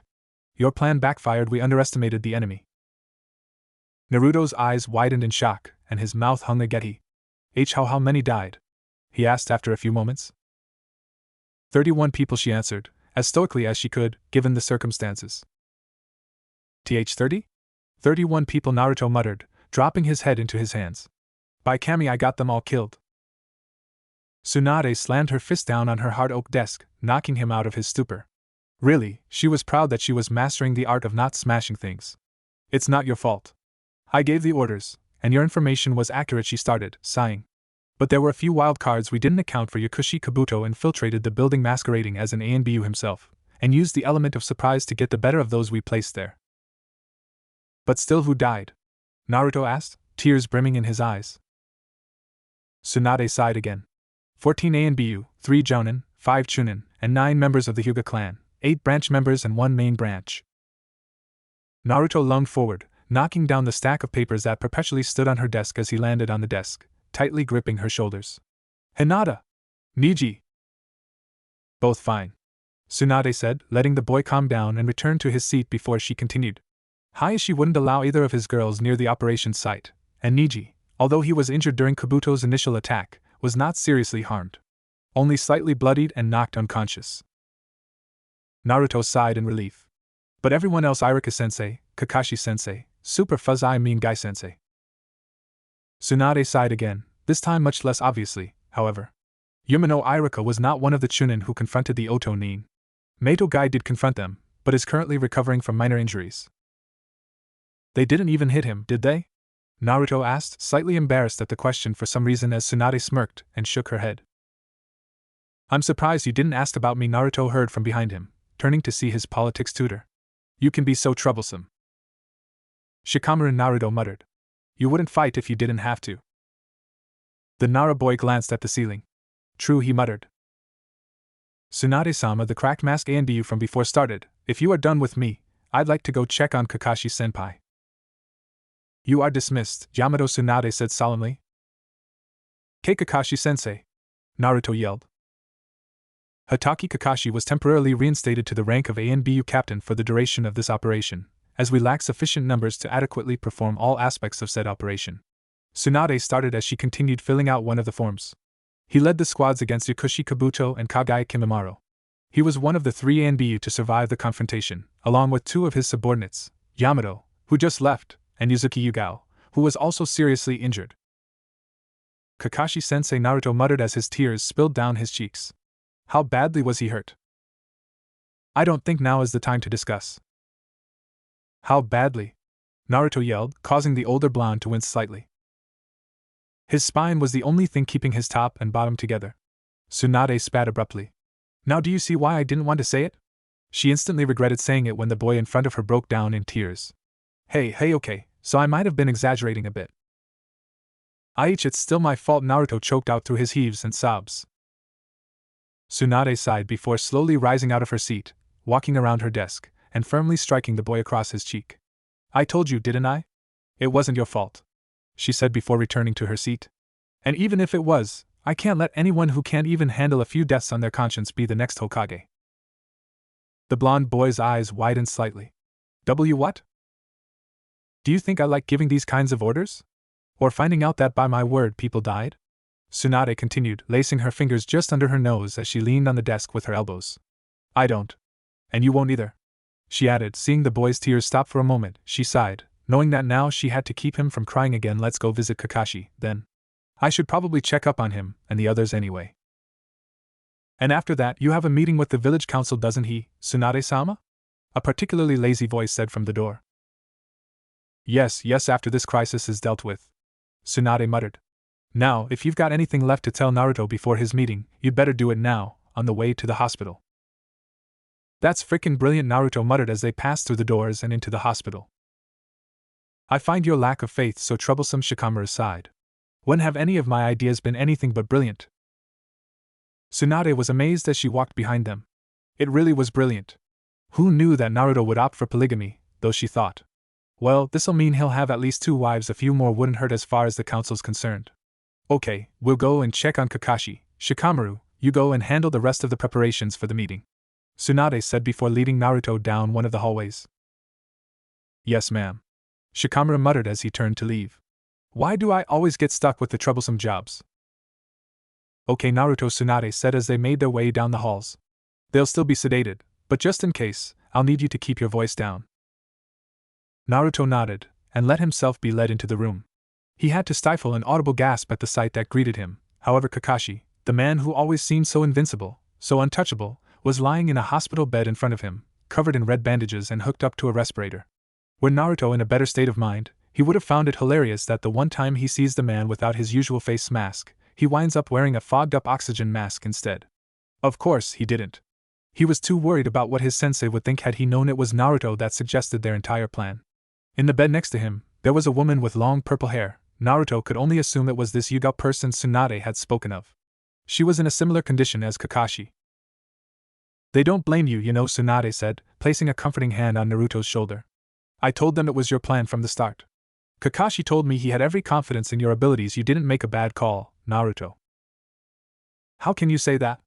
Naruto asked, his voice cracking as tears streamed down his cheeks. I nearly got everyone killed. Tsunade sighed. Getting through the boy's thick skull was going to be hard on both of them. Do you know what the average survival rate for an ANBU is? Naruto just gave her a blank stare. 37%. The boy's eyes shot wide. You mean? 63% of all ANBU that leave the village don't come back, she said, nodding. We only lost about half of the people we had working on this. To be blunt, it went better than expected. Naruto didn't speak, but his sobbing continued. Everyone dies, Naruto. Ninja or not, the ANBU are just the ones that decide to fall in battle, so others don't have to.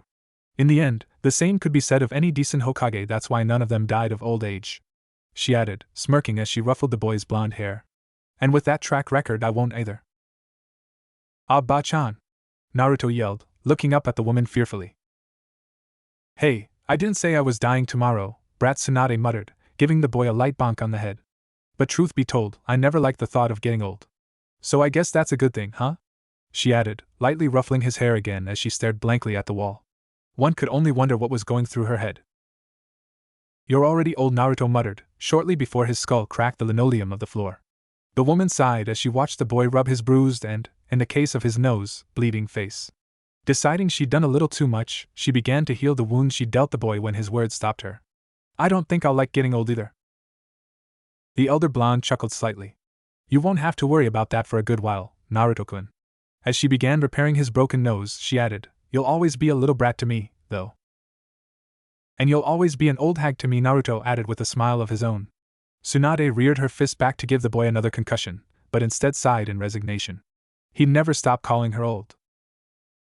Little did they know that a certain ANBU captain was smirking under his clouded oxygen mask. Naruto stood in front of the entire council. Shikamaru sat beside Tsunade, with Iruka opposite her as an advisor toward the blonde, since he knew Naruto far better than anyone on the council.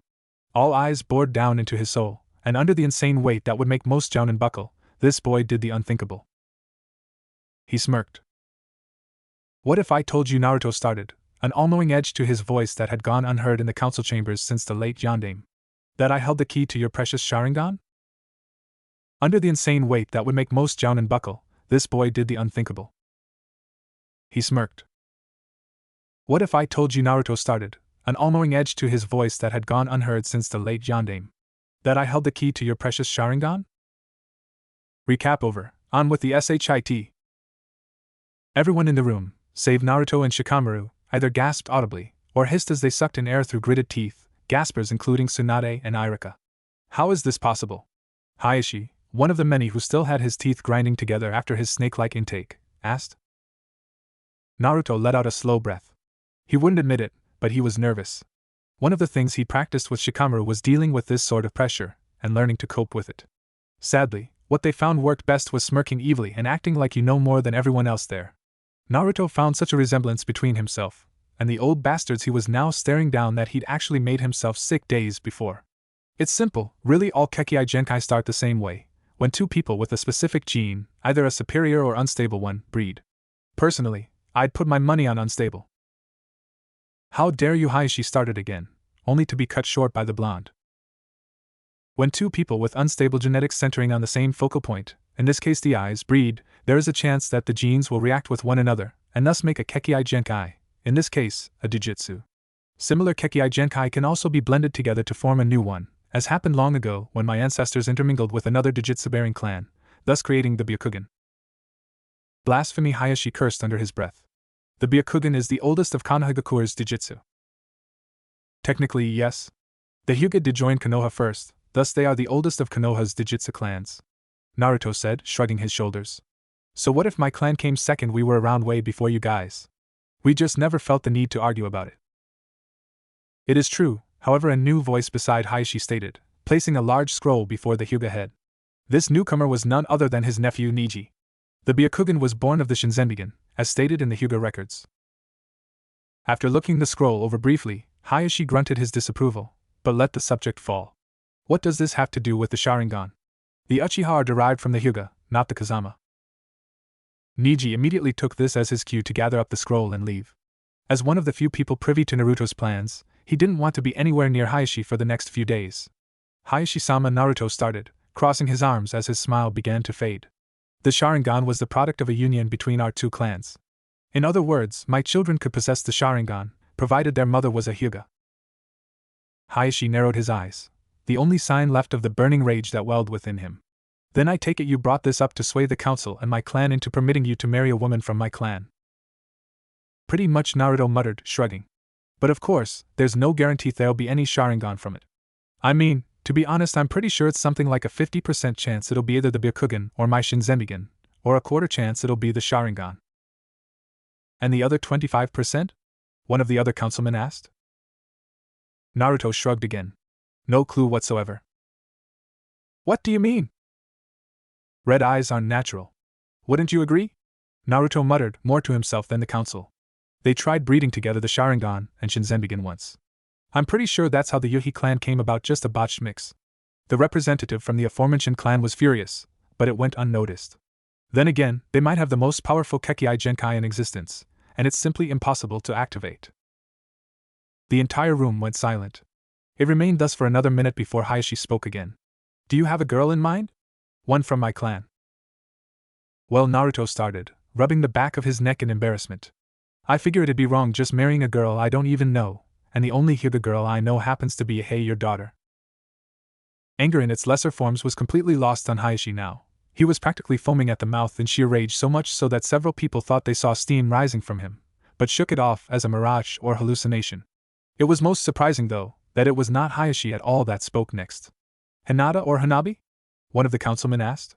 His clan was rather close with the Hyuga, at least as close as one can get to the Hyuga hell. Why not both? He blurted out. What? Came Hayashi's frenzied roar as he shot from his chair. The man gave a placating smile, gesturing for Hayashi to retake his seat as he began to explain himself. Your daughters are, in fact, descended from the purest of all Hyuga blood, are they not? Hayashi didn't answer. It was obvious what it would be, though. Of course they were, then would it not stand to reason that they are the best candidates for this arrangement? He tried to word it as nicely as he could, and failed miserably.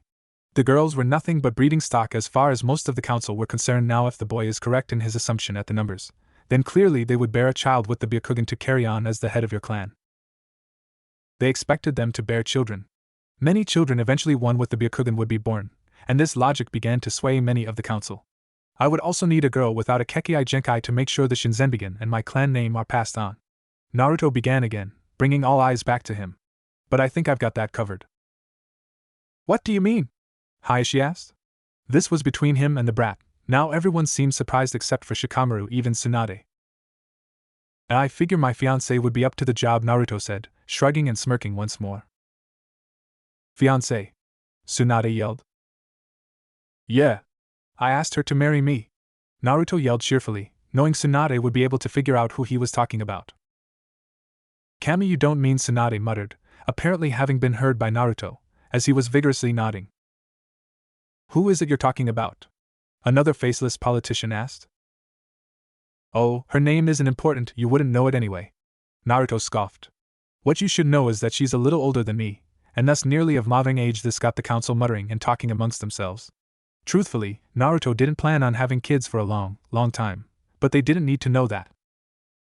After another few moments that seemed like hours, an old man stood and said, "You may go, Uzumaki. We will send you any required documentation regarding our final decision regarding what has been said here today."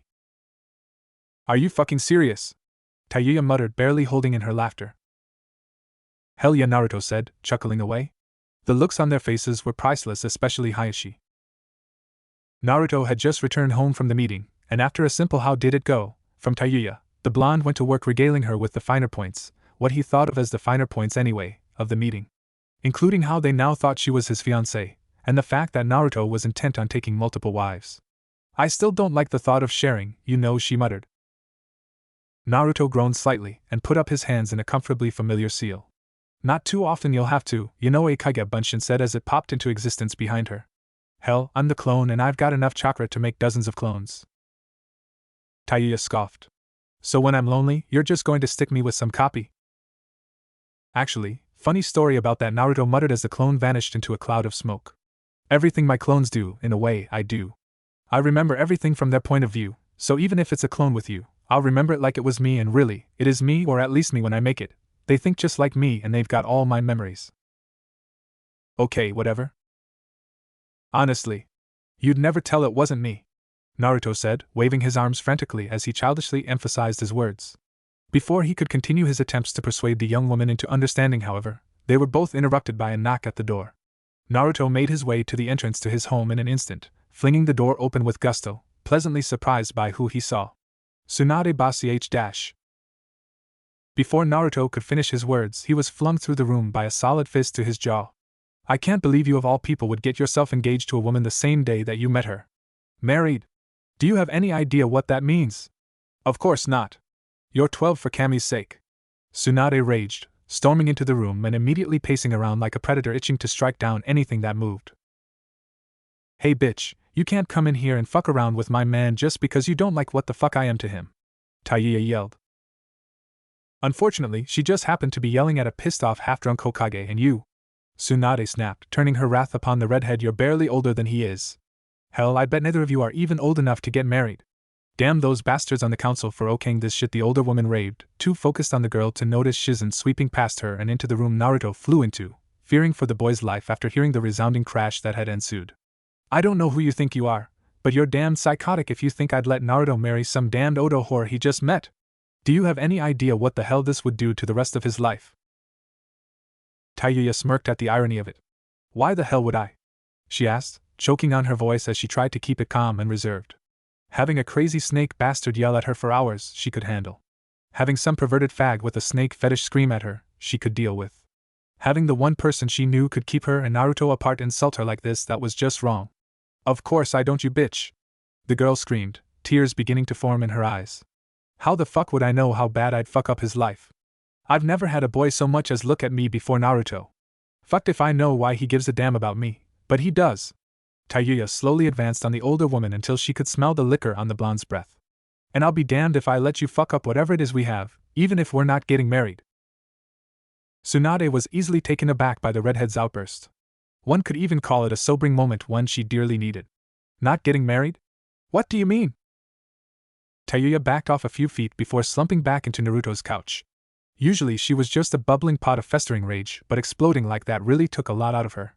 "We never planned on getting married, it's just something Naruto came up with in case the council tried to do anything to me before you could make me a damned citizen here so they couldn't touch me, then we'd call it off and try to date like normal people." "Ah, now I get it," Tsunade muttered, sitting down next to the girl. "I'm sorry about the misunderstanding." Thinking for a moment, she realized just how badly they needed to change the subject, and decided to lighten the mood. "So, you really never caught anyone's eye back home?" Tayuya, if possible, looked even more dejected and downtrodden than she had moments earlier. "None that wouldn't treat me any better than a hunk of meat with holes in the right places." Tsunade winced at that. Her plan to cheer the girl up failed miserably. "Naruto isn't like that," the older woman said softly. "And you're nothing like I thought you'd be either." "So now I'm good enough, eh?" Tayuya chuckled. Tsunade nodded. "You'll be good for him, I think." she said before lifting herself to her feet and stalking away to wherever the blonde boy landed. Shizen had moved him onto his bed, and was healing the minor wounds he'd sustained from the impact, fretting over him like the older sister she always seemed to be to him. Shizen, when she got no answer, she tried again. Shizen? And again Shizen. She jumped, flailing to her feet from Naruto's bedside. Why yes, Tsunade-sama? Is he going to wake up any time soon? I'm awake now, the blonde boy in question muttered, leaning up and rubbing his still aching skull. No thanks to you.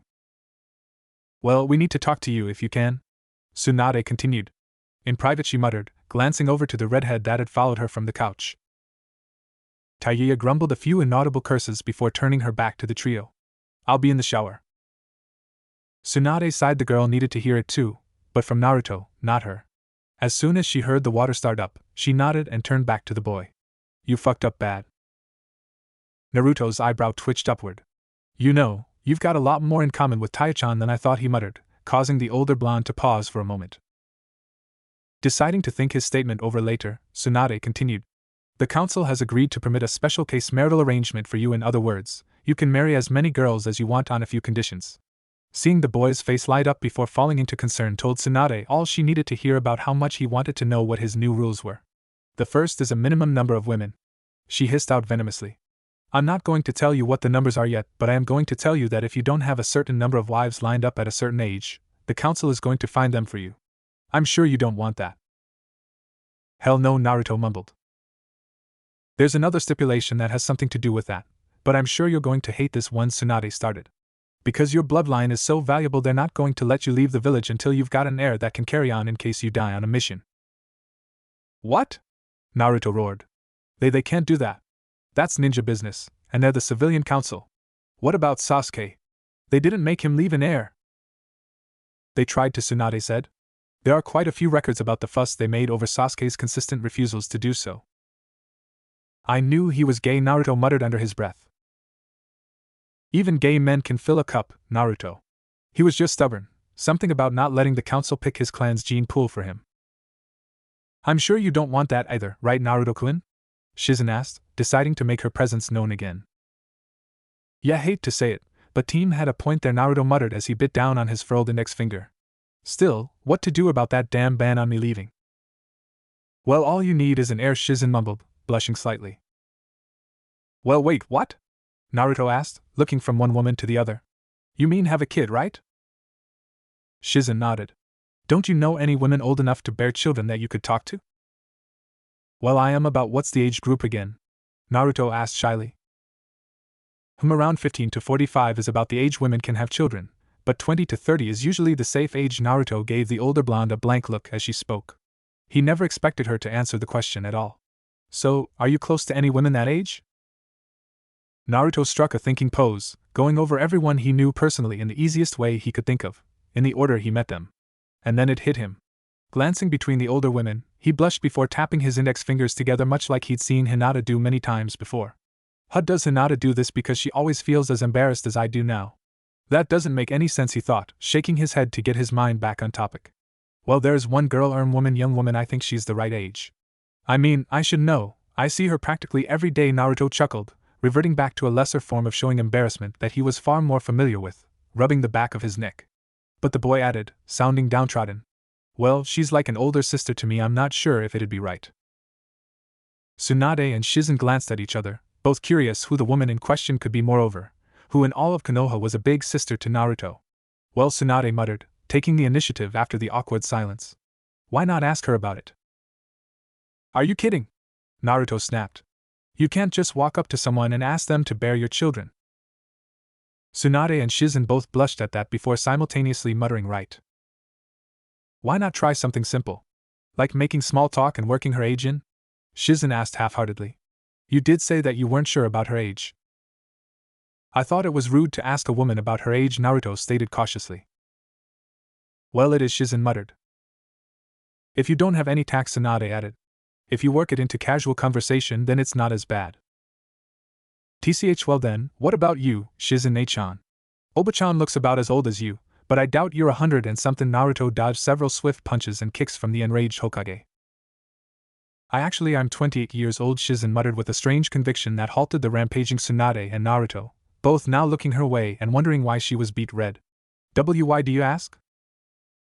Curious. Naruto shrugged. Naruto, listen to me, Tsunade said, recapturing the boy's attention. Jiraiya is going to be heading out in a few days and he'd like to take you with him. I'll tell you the details later, but suffice to say you don't have too long to talk to your mystery woman about an heir. Before Naruto could stop them, the duo were already outside his apartment, heading back towards the Hokage Tower. T.S. Tsunade-sama. Yes, Shizen, is something wrong? You're stuttering again. I think Naruto-kun was talking about. Shizen trailed into inaudible muttering. What was that? Tsunade asked. Odoto was talking about me, Shizen said, hanging her head slightly. Little brother? Naruto? Tsunade thought. Holy shit, well, I guess the question now is whether or not you'd mind bearing a child with him. The older woman shrugged, hiding her otherwise obvious repugnance regarding what she was hearing and saying. Shizen simply flushed red, finding her hands clasped together in front of her dreadfully interesting for some reason. Naruto had found his way to bed soon after the women left his home, and Tayuya wordlessly slipped under the sheets to cuddle up next to him. The boy was too lost in thought to say or do anything. I should probably ask Ayame-chan how old she is tomorrow. Naruto and Tayuya woke much more pleasantly than they had the prior morning. Tayuya was snuggled up against Naruto's chest as she lay atop him, having somehow unbuttoned his pajama shirt in her sleep, thrown his odd nightcap across the room, and left a tear halfway up his left pant leg. How either could figure. Her garb, however, was strangely untouched in comparison. Pushed up and ruffled with a small rip in the lace trim that must have gotten caught on one of Naruto's buttons. Luckily, she had wisely decided to wear panties to bed, so no harm was done. After a quick discussion regarding their plans for the day, the two ate a quick breakfast of cereal and toast before heading their separate ways, Naruto to Ichiraku's and Tayuya to Tsunade's office to start on her registry as a Konohanin. Naruto's job was simple: talk to Ayame, ask her age, and numbers permitting, request that she bear his first child. No pressure. Naruto! The familiar feminine voice of the Ichiraku daughter chimed. Here for a bit of brunch? Naruto gave her a questioning look before shaking his head slightly. Not really too hungry. Ayame stifled a gasp. I'm actually here to talk to you, he said, doing his best to keep himself from blushing. I'll probably want a bowl or two before I leave, anyway. Oh well, what did you want to talk about?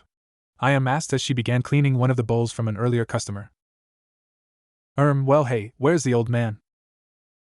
Oh, father doesn't always come in this early. I wasn't expecting you for another few hours, Naruto-kun, Ayame said, smiling broadly.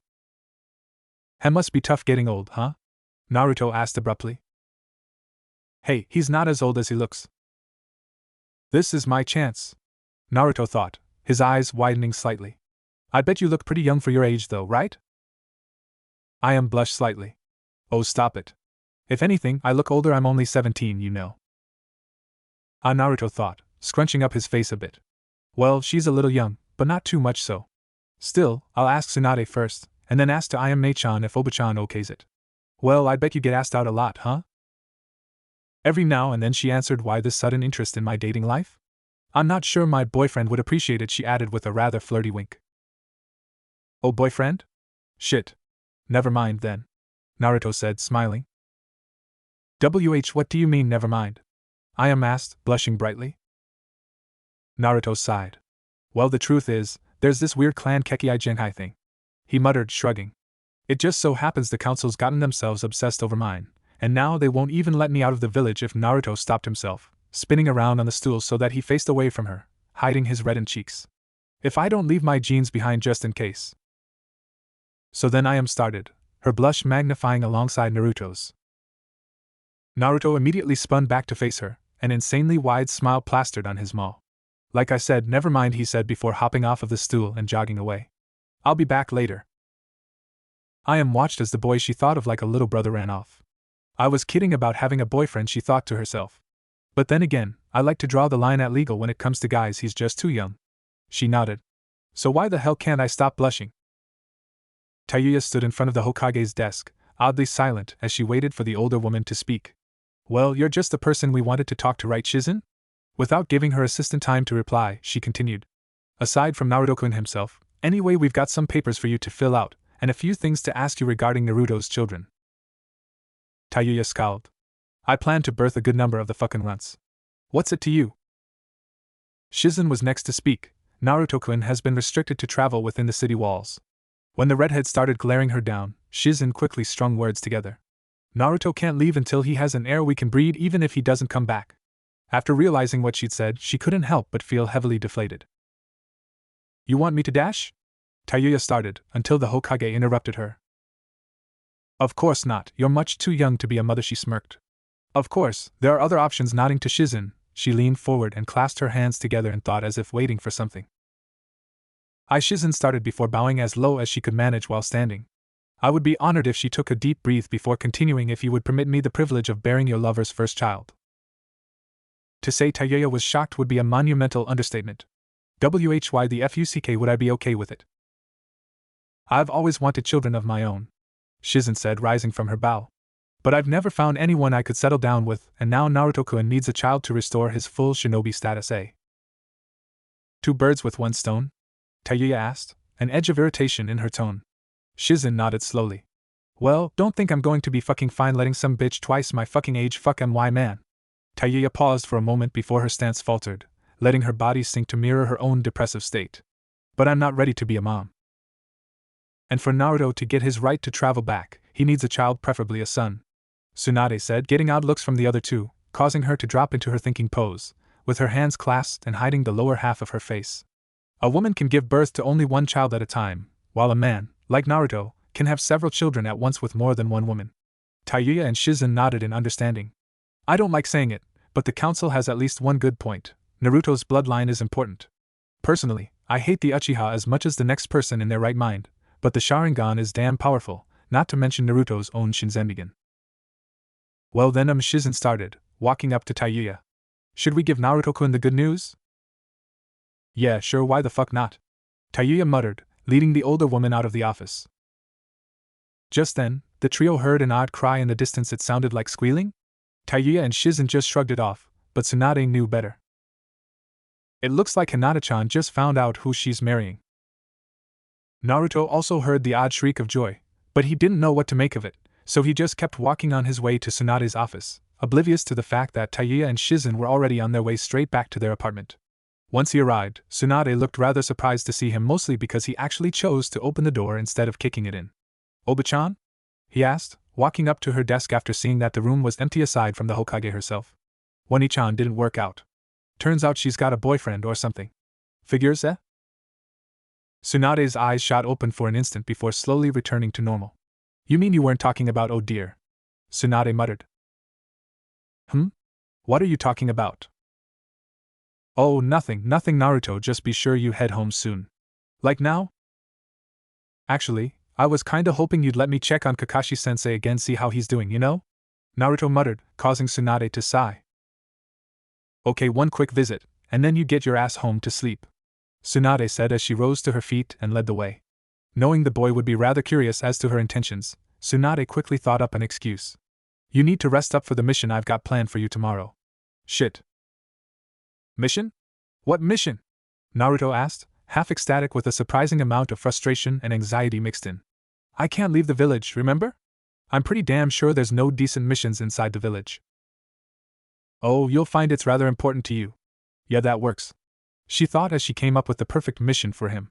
You'll be briefed tomorrow at noon. Noon? Naruto asked, dumbfounded. I expect you'll be busy until then. Her words just left the boy more confused. When they arrived at the hospital room, they were greeted by a familiar wave and a lazy yo. Kakashi-sensei! Naruto yelled, running up beside the bed and nearly tackling the man before remembering that he was injured. So, you're okay then? Well, Kakashi started before Naruto noticed he was still wearing his oxygen mask, a fact that was obviously bothering the copy ninja. Turning to a nearby nurse, Kakashi made a motion obviously discerned as "Can't I take this off?" As she helped him remove the thing, Naruto saw the nurse flush red for a moment before Kakashi turned back to the boy, miraculously fully masked once more. I'll be fine in another few weeks. So, Naruto, what brings you here? I was worried and I still feel a little guilty for. Don't. Kakashi cut in. Every ANBU dies young. One of the reasons I resigned, actually if ANBU didn't do these dangerous missions, then who would? Someone would have to. Naruto nodded slowly in understanding. Every ANBU knows what they're doing when they join. We're the people that happen to be strong enough to stand any chance of coming back from these missions. Kakashi looked down at his heavily bandaged torso. No A and BU expects to come back from any of their missions, that's how we're trained. Some of us, he started, glancing over at the still unconscious purple-haired A and B woman. Don't want to come back, he added sadly. I see, Naruto muttered. Trying to lighten the mood, Kakashi decided a change of topic was in order. So, I hear you've gotten yourself engaged, he smirked as the boy blushed with embarrassment. I'd like to meet the girl that managed to get you to give up on Sakura. Naruto hissed through his teeth when he heard her voice. Speaking of which, how is she? I haven't heard from her in a while. She's Haruno-san is fine, Naruto muttered angrily. Just a little bitches since her little boyfriend left her. Kakashi honestly never expected this sort of reaction from the boy, almost like he hated her. I'm sure Sakura-kun will get over it eventually for the sake of her career, at least. I don't happen to share your faith in her, Naruto muttered as he turned to leave. I need to go and rest up for my mission tomorrow, according to Tsunade-bachan. I'll talk to you later. When Naruto had finally left, Tsunade walked up to Kakashi's bed and sighed. They had a bit of a falling out. You shouldn't hold Naruto responsible for it. I don't. I'm the one to blame for not realizing what was happening, Kakashi answered. I think you should know I got an anonymous report stating that Haruno Sakura openly expressed her desire to become a missing nin to follow Sasuke shortly before being knocked unconscious. Tsunade continued. Kakashi sighed. Naruto? Probably, Tsunade replied. Just watch the girl, she's rather emotional right now. Thank you for telling me, Hokage-sama. I'll speak to her myself after I'm released from the hospital. Once Tsunade was safely back in her office, she reached down into one of the many secret compartments in her desk and removed a bottle of sake. Interestingly enough, her stashes kept restocking themselves, probably shizen, she mused. And then came the knock on her door. Enter, she sighed. Tenten slowly and shyly made her way into the room, closely followed by her teammate, Hyuga Niji. The behavior wasn't like the girl at all, even Tsunade could tell, and she barely knew her. What's wrong? Tsunade asked. Go on, Niji chimed in his own encouragement, nodding his head towards the Hokage. That is, you see, Tenten muttered, acting more like Hinata than herself. Then Niji placed a comforting hand on her shoulder, and she nodded to him before taking a deep breath. I want to marry Naruto-kun, she blurted. Tsunade simply sat there, letting her eye twitch. This was going to be a very interesting day. Tsunade could barely believe her ears. Another one-up, she muttered under her breath. You know, I'm pretty sure Naruto is the person to talk to about marrying him. Tenten's eyes started to tear up, and Tsunade was in no mood to hear her cry. Niji, you told her about the damn minimum, didn't you? What? The Hyuga boy asked, still cleaning out one of his ears with a pinky. Did something happen to you? Tsunade asked. I had the honor of delivering a certain letter to Hinata-sama, Niji muttered, thinking back on the moment. Hayashi had arrived home with a pair of letters signed and sealed by the village council. All Niji heard from the clan head was that they were regarding his daughters' respective marriages, and that he was to deliver the letter he was currently holding to Hinata, while Hayashi took the second letter to Hanabi. Niji soon found himself in front of Hinata's door. He could find his way here while asleep if need be. He wound up sent to summon her so often. What she did while holed up in her room all day while she wasn't training, he wasn't even sure he wanted to know. Knocking on the door, Niji stood at attention and stated, Hinata-sama, are you there? Of course she was, but he wanted to be somewhat polite, even though Hinata repeatedly told him he didn't need to be. Why yes, Niji and I, and one moment, please. He heard from the other side of the door, along with a frantic ruffling of fabric. Why yes? She asked after finally opening the door. From the slightly disheveled look of her hair and nightshirt, plus the way her bedding was haphazardly put back together, added to that by the fact that she seemed slightly winded and sweaty, she was either sleeping in and had a nightmare of some sort, or Niji blushed slightly as the image popped into his mind. Niji cleared his throat before continuing. I am here by order of your father to deliver this, he said, handing her the letter. I am told it regards your marital arrangements, he added with an almost sad tone. Niji could easily see the despair and anxiety in her face. Her legs even looked like they were about to buckle. She was tearing up by the time she could speak. Thank you, and Niji and I-san. Niji sighed unnoticeably. I would suggest you open it before you become too emotional. He tried his best to keep his aloof and uncaring look up while he said it. It was hard trying to get your point across without showing emotion in a situation like this one. Hinata nodded and broke the seal on the parchment. After reading it through several times, she was sure she read the name right, Each time her eyes flowed over the words Uzumaki Naruto, her smile grew and her mood brightened until she felt like she was going to explode. So she did. In the form of the loudest fangirl squeal ever heard in any of the elemental countries. Niji instantly knew why Hayashi wanted to deliver Hanabi's letter, personally emotional support for the youngest sister, my ass, he thought, barely catching Hinata as she fainted. Not long after that, Tenten had come to visit, talking about how she was thinking of asking Naruto to go out with her. Niji relayed what he had overheard at the council meeting, and they soon found themselves on their way to Tsunade's office. Ah, Tsunade muttered. I could take a look at your ears later if you'd like. That would be appreciated, Hokage-sama, Niji said, bowing politely. So what makes you think that you can just marry Naruto? Tsunade asked, turning to Tenten. Tenten muttered, shrinking away under the piercing gaze of her idol. Tenten has informed me of her intentions, if I may speak for her? Niji asked. At his words, Tenten started nodding fervently. Tsunade sighed. Very well. Tenten has learned much about Naruto-sama's Kekkei Genkai from me and Naruto-sama himself, Niji began. And she feels that, with her specialty in weapons, the Shinzenbagon's properties, and Naruto-sama's persona, he would simply be the best father for her children. As he said this, Tenten flushed red. Niji smirked. She also seems to have a crush on him. This earned him a firm punch to the shoulder from his embarrassed teammate. Tsunade chuckled. Well, in the end, it's up to Naruto. I can arrange for him to talk to you tomorrow, if you want. Tenten nodded. That would be good. I also assume she knows everything, including Naruto's restriction from leaving the village until he has a viable heir. Both Niji and Tenten were visibly taken aback by this, indicating they knew nothing of it. In any case, he should be taking care of that about now, she added, inciting a blush from Tenten and causing Niji's eye to develop a spontaneous twitch. You mean he's Tenten started? Making babies. Yup, Tsunade said, nodding her head humorously. That a problem? I know, Tenten said, her blush returning in full force. Good. Naruto is supposed to show up here at noon tomorrow. Be here a little before then, and we'll have a little chat with him, Tsunade said, smirking maliciously. Why yes, Hokage-sama. Tenten bowed before quickly making her way out of the tower. Tenten-san is so skittish when it comes to you and Naruto-sama, Niji muttered. She admires you greatly. I know, Tsunade sighed, taking another swig of sake. So, how is Hitomori-chan doing? Niji sighed. I spoke to her earlier today. She says the family has moved up our wedding to whenever Hinata-sama is married. One more reason he despised the main house. They do not wish to pay to set up 2 weddings. So they'll just take what's left over from Naruto and Hinata's wedding and simply reuse what they can for yours. Cheapskates, an oddly hypocritical insult coming from the legendary loser who always seemed to find herself in debt, but true nonetheless. And knowing what the council has agreed upon with the family, we can expect the wedding to be less than a month away, Niji stated. Well, I'm sure she'll make you a very happy young man, Tsunade chimed. Hitomori-sama scares me, Niji said with a slight shudder. Well, first, you're marrying her. You can start calling her Chan, you know. Tsunade chuckled.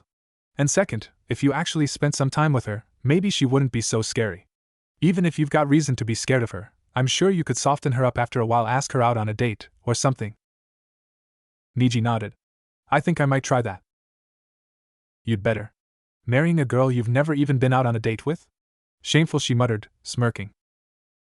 I'll pass that on to Naruto-sama, Niji said as he started making his way towards the doors. Hold up, Tsunade said, catching the boy by his shoulder and glaring into his ear. How can you hear? I can't. I read lips fairly well, however, Niji replied. Naruto swiftly arrived back at his apartment, to find a peculiar sight upon opening the door: Tayuya and Shizen talking almost like friends. Tayuya was chuckling madly while Shizen's face flushed red. What are you two talking about? Naruto asked. Your ass, Tayuya blurted. Naruto jumped back slightly, glancing over to Shizen, whose face deepened to a darker shade of crimson under his gaze. And other parts. Shizen-chan. Naruto yelled, I don't get why you're here. What's going on? Why were you talking about my? He blushed as he thought about it. Gra! What do you want from me? He yelled, clutching his aching skull. Tayuya and Shizen glanced at each other before the redhead pointed to her black-haired counterpart. Fuck her, Tayuya stated bluntly.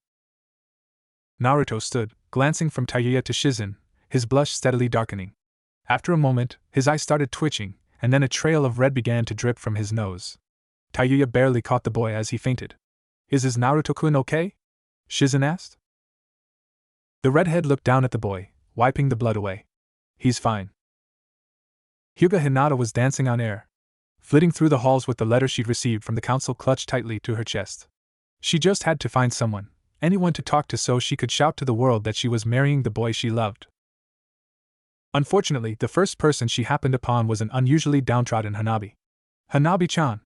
Hinata yelled, foregoing formalities in her euphoria. You won't believe it! It's so wonderful, and is something wrong? Hanabi looked up at her older sister for a moment before sighing and shaking her head. Father informed me of an arrangement he made with the council. This piqued Hinata's interest. As an heir to the purest of Hyuga lines, the council has seen fit to bind me to a boy to breed his Kekkai Genkai. Hinata froze. It wasn't possible, was it? There was no way Hanabi was marrying Naruto. I'm marrying him. You mean? Then again, it doesn't seem so bad. Naruto-san is rather cute, Hanabi said, a light blush on her cheeks. For a boy, I mean. But Hinata muttered, her face pale with shock and horror. I'm marrying Naruto-kun. Hanabi sighed again. So they got you too, huh? Hinata gave her a questioning glance. Father told me everything. I'm surprised he hasn't talked to you already. Naruto-san's Dijutsu, mixed with ours, makes the Sharingan. Hinata gasped. Yeah, I know. That's why we're marrying him. TTT to be Bear and Naruto-kun ch children? Hinata sputtered, though making both her and her sister flush red. Why, yeah? Hanabi answered, glancing away from her sister to try and hide her blush. Hinata-chan. Hinata turned to see several men, some old, but the one who'd spoken looked a few years too young to be called middle-aged. Hayashi stood in the center of the group, glaring at the man in front of him. My colleagues and I would like to take a moment of your time to talk to you. Hinata nodded, one of the worst mistakes of her life. Naruto rose groggily from his bed, to the unfamiliar scent of tea. He didn't even know he had tea. Tae-chan? He asked, rubbing his somewhat aching skull. He was greeted not by the familiar red-haired girl entering the room, but rather a warmly smiling Shizen holding a tray with tea. Naruto-kun, are you feeling better? She asked. Why yes, Naruto said, blushing as he wondered whether or not what he was remembering really happened. So I am. You two going to fuck anytime soon? Tayuya asked from the door. You know, I've got places to be, but I can't go without Naruto to keep the fucking bastards in this shithole from figuring out who I am and trying to fucking kill me. Naruto blushed again. So what's all this? He started to ask, cut off by Shizen. I'm just so happy, Shizen muttered as she began to tear up. That I can finally have children of my own, and that I can help you by having them. She moved the tray so that it was no longer between them, taking hold of his shoulders and pulling him into a soft embrace. Thank you, Naruto-kun. Naruto awkwardly returned her hug, trying to figure out what the hell she was talking about when he realized just what he must have sounded like as he told Tsunade and her about hey, how did you figure out I was talking about you?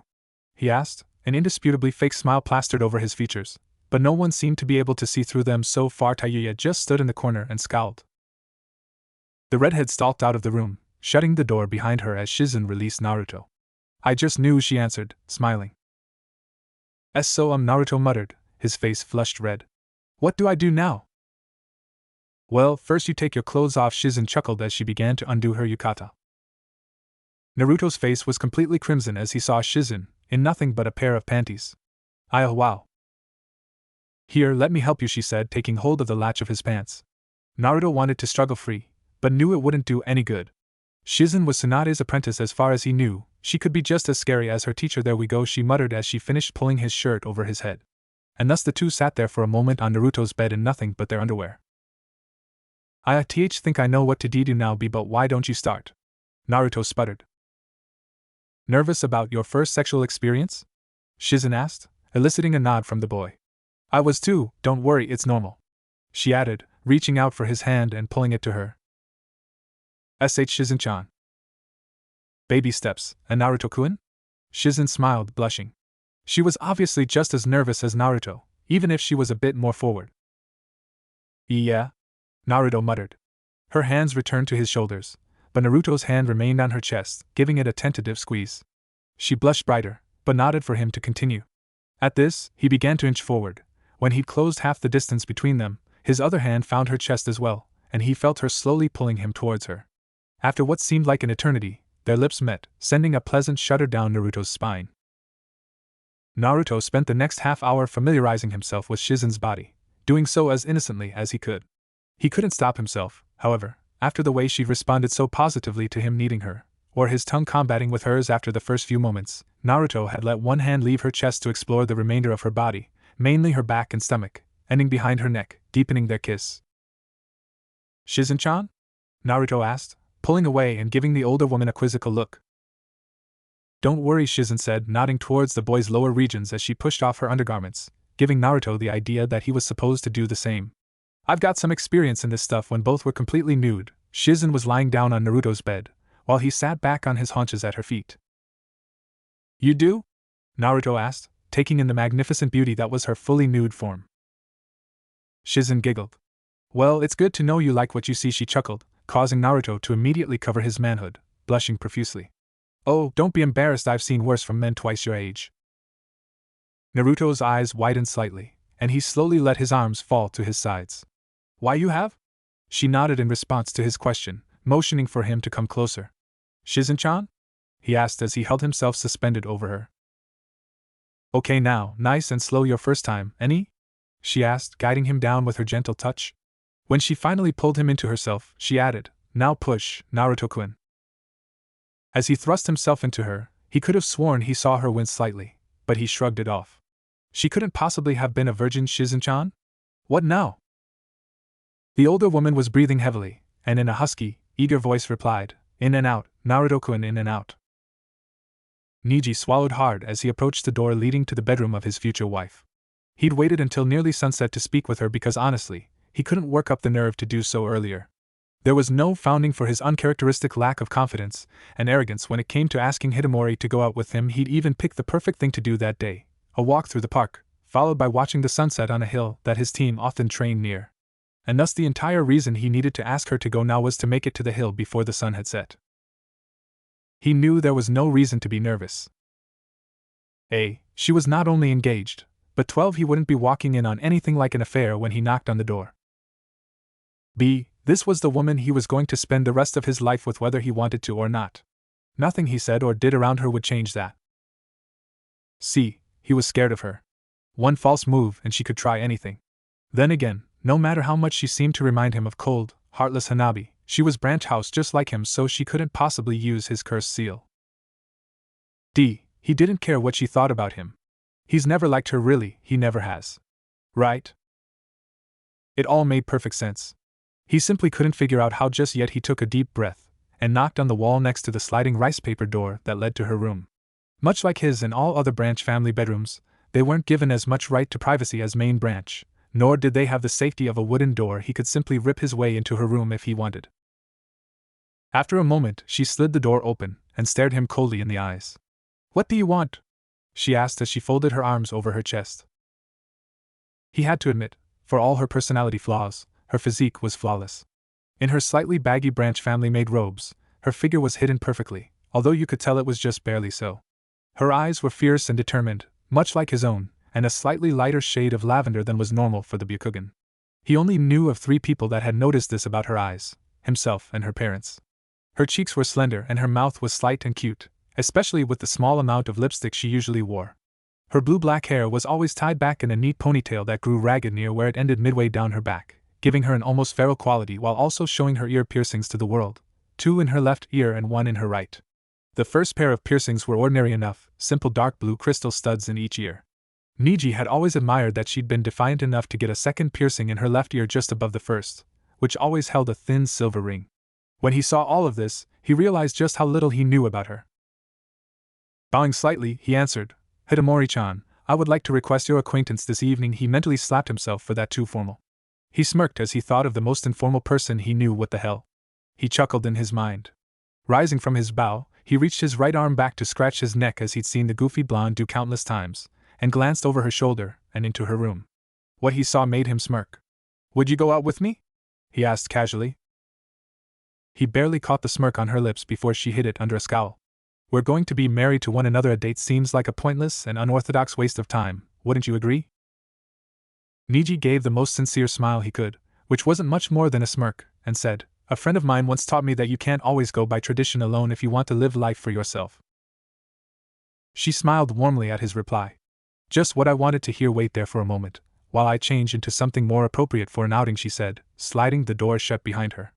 Niji simply sighed as he leaned his back against the wall and let himself slide into a slouch, chuckling merrily. Hidamori undid her robes, taking them off in a single motion before scooping up her yukata and glancing around her room. Everything just seemed brighter. She had her futon, her closet, the window with the small potted flowers, and the picture of her parents on the wall along with her desk and chair. As she slid her clothing over her lithe frame, she glanced down at her desk. More importantly, the framed photograph of her husband-to-be that she kept there. She smiled once more before tying off her sash and sliding the door open. Let's go, then she chimed. Any idea what we're actually going to do? As Niji stood, he answered simply, talk and watch the setting sun together like a couple should. She smiled broadly and took his arm. I see there's hope for you yet, husband. Niji was surprised how many items of common interest he could find between himself and his cousin. Both he and Hidamori despised pointless chatter, had similar interests in food, and felt very strongly about the oppression of the Branch family. What surprised Niji, however, was that despite having gone over the basic Juken forms, she had otherwise received next to no ninja training whatsoever, her entire worth to the clan having simply been her position as a maid. At this, Niji decided he would find a way to get her out of cleaning duty for a while, probably by asking Hinata, so that Hidamori could train with Team Guy, to which she heartily agreed. One thing Niji found slightly unsettling were all the odd looks Hidamori was receiving because of her caged bird seal. She explained it as a simple matter of not having anything to cover it with, which he responded to by buying her a fine linen headband, deep navy blue to blend into her hair. You know, you really didn't need to buy me anything, she muttered as they made their way up the hill. You were more uncomfortable than I was with all the looks, so yes, I had to. He thought for a moment. I wanted to. She nuzzled further into his arm, leaning against him as she walked. We're here, right? Yeah, Niji replied, sitting down on the grass as the sun began to dip over the horizon. It's pretty, Hidamori muttered, following him onto the grass and wrapping her arms around him. He in turn placed an arm around her waist and pulled her as close to him as he could.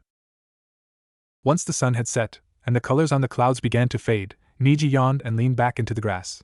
Hidamori, however, turned and laid herself down atop him, snuggling into his chest for warmth as night began to set in. You know, she started, glancing up at his face to see his reactions. I don't think I'll mind being stuck with you for the rest of my life.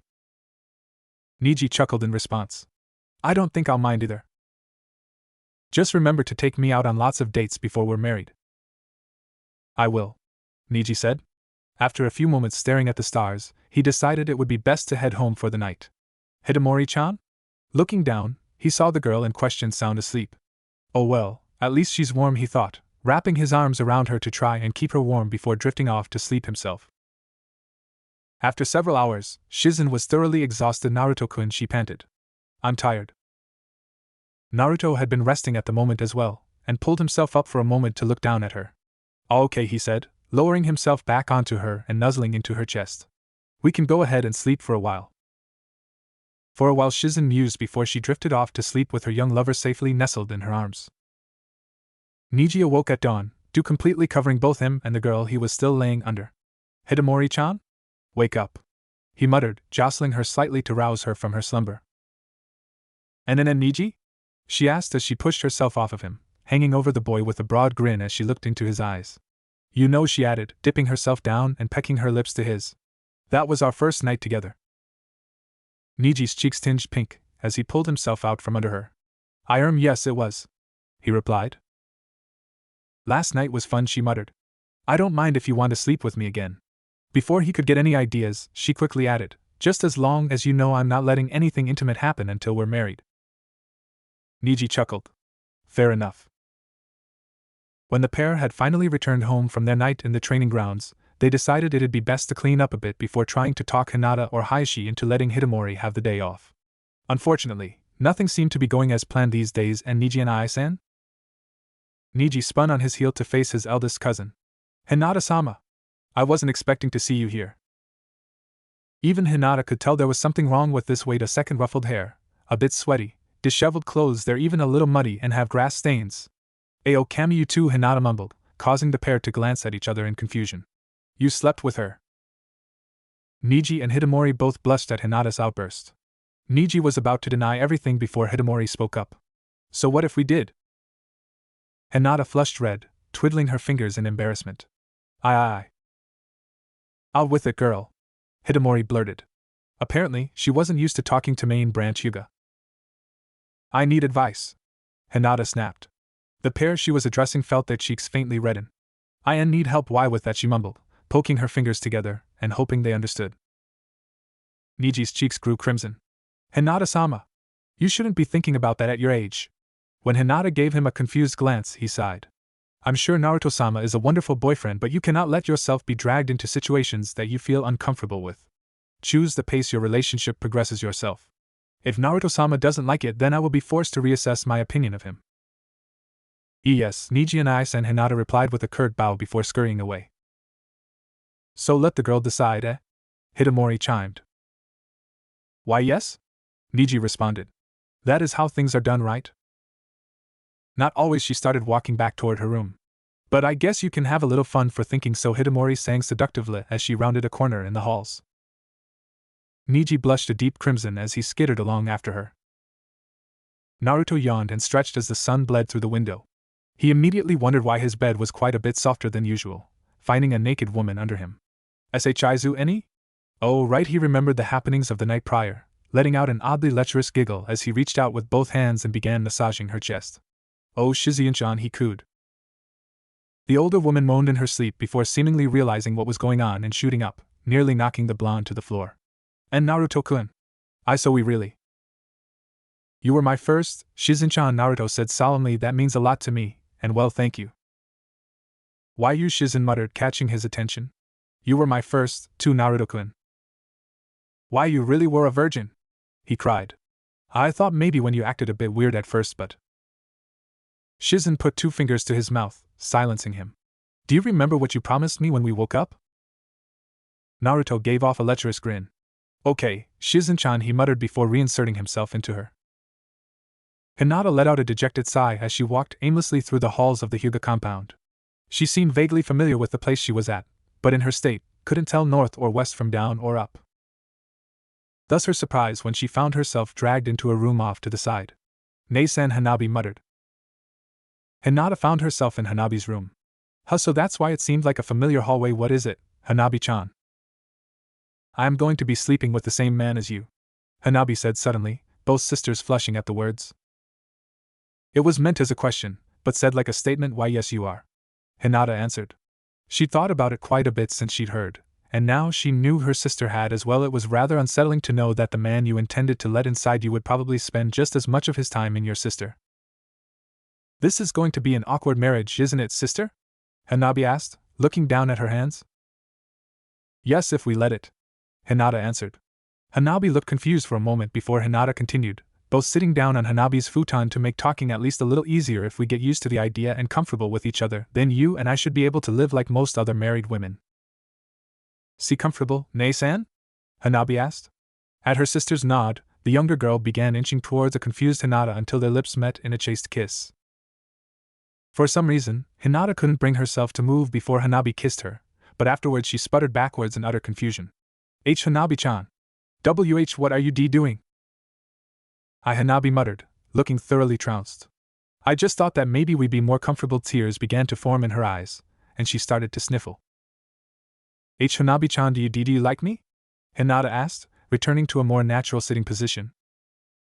Hanabi nodded slowly, trying to think of something to say. I am the stronger sister, Nei-chan. She reached out and took Hinata's hand as she looked up at her with tear-filled eyes that shone with an abundance of joy and love. Why shouldn't I want to protect my Wani-chan? Hinata sighed and smiled. She knew it'd be hard, but she had to say it. Hanabi-chan, I love you, but you're my sister, nothing more. Hanabi smiled as well, letting her tears flow freely down her cheeks. I like Naruto-kun, too. Hinata's eyes widened slightly. You like him more, though? She leaned forward and locked her sad eyes on her sister's.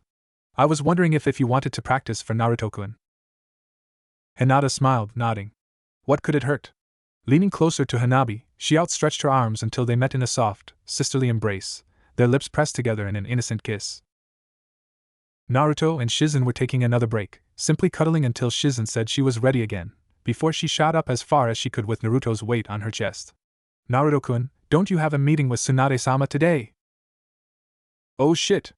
Naruto yelled, jumping out of bed and pulling on his boxers before dashing out of the room. Shizen followed close behind, wrapping herself in Naruto's bed sheets. Oh hi Taya-chan. Truth be told, Tayuya looked surprisingly like another redhead Naruto knew. She obviously hadn't slept since yesterday. Tayuya-san, Shizen said, bowing half out of respect, but more to try and hide the fact that her face was beet red for having anyone but Naruto see her in her current state. I was up all fucking night. Tayuya muttered. You two were so fucking loud I had to fend off 3 fucking pricks that came to tell you to quiet the fuck down. One was the fucking landlord. Naruto's eyes shot wide. But it's just me and the crazy cat lady living here. Then they were from other buildings. Tayuya snapped. Anyway, it's like 1 in the afternoon. You're late already. Fuck! Naruto screamed, clambering around trying to get himself ready to leave. So that means, Tayuya yelled, catching his attention, that you can take your time. You're already late. What's an extra goddamned hour for a fucking shower and breakfast, huh? Tayuya got up off her seat on the couch, letting the blanket she'd been curled up in slide down onto the floor as she stumbled over to the boy and took a long drag of air when she propped herself up against him, fearing for her balance if she had to stand still on her own. Besides, you smell like you just fucked every girl in a brothel. Shizen blushed, backing away slowly. I'll just. You're going to help clean him up. Tayuya muttered angrily. You go in there, shower with him, and clean him the fuck up because I know he'd probably rush and do fucking half-assed job at best if we let him go alone. What about you? Shizen asked as Naruto started off towards the bathroom to start the water. I'm going to make the fucking breakfast that we're going to eat when you two get out of the fucking shower. She responded, picking up her heavily caffeine-laden tea from the table and downing what remained. When Shizen turned to join Naruto, however, she was stopped when Tayuya spoke again. So was he good? Shizen turned back to the girl and smiled. Would I have been that loud if he wasn't? Tayuya chuckled, shaking her head as the two went their separate ways. About an hour later, Naruto and Shizen came out of the bathroom, each wrapped in a towel as they made their way to gather up clothes for the day. Shizen wore what she arrived in, as it was still rather clean, and Naruto put on a fresh set of everything. What the fuck took you two so long? You guys fuck in the shower too? Tayuya asked, and at their simultaneous blush, groaned. You did, didn't you? They both nodded. Sorry, Tai-chan, Naruto muttered as he made his way to the table, Shizen following behind him. Don't worry about it, IDV fucked you too if we showered together. Tayuya always found it fun to make the blonde boy blush. After their breakfast of bacon, toast and ramen, Naruto and Shizen made their way to the Hokage Tower. Tayuya stayed behind, passing out as soon as she got to the bed. She honestly didn't care if it still had a giant wet spot. When they finally arrived, they were surprised to find Tenten in the office alongside Tsunade. Do you two have any idea how late you are? Tsunade bellowed. Sorry, Tsunade-bachan, we got a little sidetracked, Naruto muttered, rubbing his neck in embarrassment. Tsunade waved him off, smiling. So, Shizen-chan, was he good? Why does everyone keep asking me that? Shizen snapped, her face now a vibrant crimson. Wait, Tenten muttered. So, she's the one, Naruto? Yes. Tsunade replied. Shizen, you're fairly certain it'll take, aren't you? We'll know in a few days, Tsunade-sama, Shizen mumbled. I use those jutsu. What are you talking about? Naruto asked. Medical ninjutsu used to increase the chance of pregnancy. I won't bore you with details. Tsunade answered. I might need to learn those too, Tenten muttered under her breath. Don't worry, me or Shizen can use them on you, if you decide you want us to. Tsunade muttered to the girl before turning back to Naruto. Now, there's something Tenten-chan here wants to ask you, Naruto-kun. Naruto nodded, more than slightly confused as Tenten walked up to him, bowing as she spoke. Naruto-kun, please take me as your wife. Naruto jumped back a good 5 feet from the girl in shock. What? Why the hell would you want to marry me? Before Tenten could answer, Tsunade spoke up. She has her reasons, Naruto. Now, do you want to marry Tenten or not? Naruto didn't know what to say, so he took Tenten's hand in his own, raising her from her bow. Tenten, do you really want to marry me? Tenten started, glancing down at his hands cupped around hers. I know that, someday, you're going to be a great father, Naruto-kun, probably the best ever. She smiled, having the distance between them as she took a step. I want that for my children. I can't imagine anyone being better for the job than you. Naruto sighed. So, what's that bring the count up to now, Oba-chan? 4. Tayuya, Tenten, Hinata, and Hanabi. The elder woman replied. And you're still not going to tell me what that damned minimum is, are you? You'll find out soon enough, Naruto. Tsunade stood up and walked around her desk. Shizen, Tenten, if you could give us a little privacy? Find Jiraiya and give him this letter BH. Naruto scoffed, going over his mission details once more. After being briefed on his mission and having a little talk with Tsunade about fatherhood, she sent him on his way. As he hopped from one rooftop toward the only major onsen in Konoha, his mind drifted to the latter half of their talk. Hinata. Naruto barely registered that he made it to his destination as he leapt over the walls of the women's bath, landing on the other side of the building next to a perverted old man. Naruto, you're just lucky none of them saw you do that, Jiraiya muttered. Yeah, so? It would have just led them to you anyway. Naruto scowled. Tsunade-bachan told me to give you this now. If you'll excuse me, the blonde boy jumped up once more, this time pushing off the wall Jiraiya was hiding behind, activating his Shinzenbigen as he twisted in midair and sent a barrage of shuriken flying into the supports holding the wall up, causing it to fall inward. If you didn't figure it, it's a wooden wall. Hit the key planks of wood, and it falls over. Naruto must be having a bad day, Jiraiya muttered as he was overrun by angry women. Hyuga Niji was very confused. He didn't like being confused, but in all honesty, the past hours had been little more than a blur to him. All he was certain of was that he was currently in his fiancée's room, laying on her futon while she snuggled herself into his chest. Hitomori-chan? Niji asked. What just happened? The girl gave him a lazy glare laced with agitation. What do you think just happened? Lots of kissing? Niji asked. It's called making out, get used to it, she replied, smirking maliciously. I don't think I'll have any problems with that, Niji mused, glancing at a small clock on her desk that he hadn't seen earlier. We should probably check on Hinata-sama, honestly. She's lost without constant reminders of what she'd planned to do for the day. Niji chuckled. Why is that? Hitomori asked, pushing herself up to get a better look at her soon-to-be husband. Niji smiled up at her. She always loses focus, she just stares into space. Daydreaming, I think. Hitomori leaned down and pecked her lips to Niji's. Sounds like she's in love, wouldn't you agree? Niji thought for a moment. That explains the shriek she let out when she found out she was marrying Naruto-sama. Hitomori nuzzled her cheek into his neck. You know, you're not nearly as heartless as I thought you were, I'm glad. Niji thought back to his conversation with the Hokage. She was right, he chuckled. We really are good for each other. What are you talking about? She asked. Nothing, let's go. Niji couldn't find Hinata anywhere. He'd checked her room, the gardens, the onsen, the kitchen, everywhere. He'd asked Hayashi if he'd seen her, but he's Hayashi, you don't ask such menial things of him. So, he decided to ask Hanabi. Unfortunately, Hitomori got there first. Tossing the door open, she poked her head inside and cheered, Hanabi-sama. You in here? Of course, what they saw was rather shocking. Both sisters were here, in a state that reminded them of themselves not too long ago. Hanabi was lying atop her sister, nestled in her bosom, quite thoroughly asleep. If the sisters hadn't been fully clothed, the implications would have been dire. At present, they were merely disturbing Hinata-sama? What are you doing with Hanabi-sama? Niji asked. And Niji and I was Hinata tried to stutter out, jostling Hanabi awake in the process. Hanabi, blissfully unaware that there were guests in the room, proceeded to pull herself up and press her lips to Hinata's. Hanabi-sama! Niji yelled in shock. The young girl immediately turned toward the door, where she saw two people who just discovered her secret affair with her sister. In all truth, she handled it quite eloquently. Ria. Immediately Hinata clamped her hand over the young girl's mouth, and sent a glare at Niji and Hitomori. Get an H here, she said in her most fearsome voice, the effect completely ruined by her stutter. Niji led the way into the room, followed by Hitomori, who closed the door. Hinata-sama, please explain why you are here with Hanabi-sama, Niji repeated. Could it be that we've stumbled onto a tryst? Hitomori added in an unnervingly cheery tone. Hinata could feel her face heat up as she looked down at her sister, who looked up at her and blinked.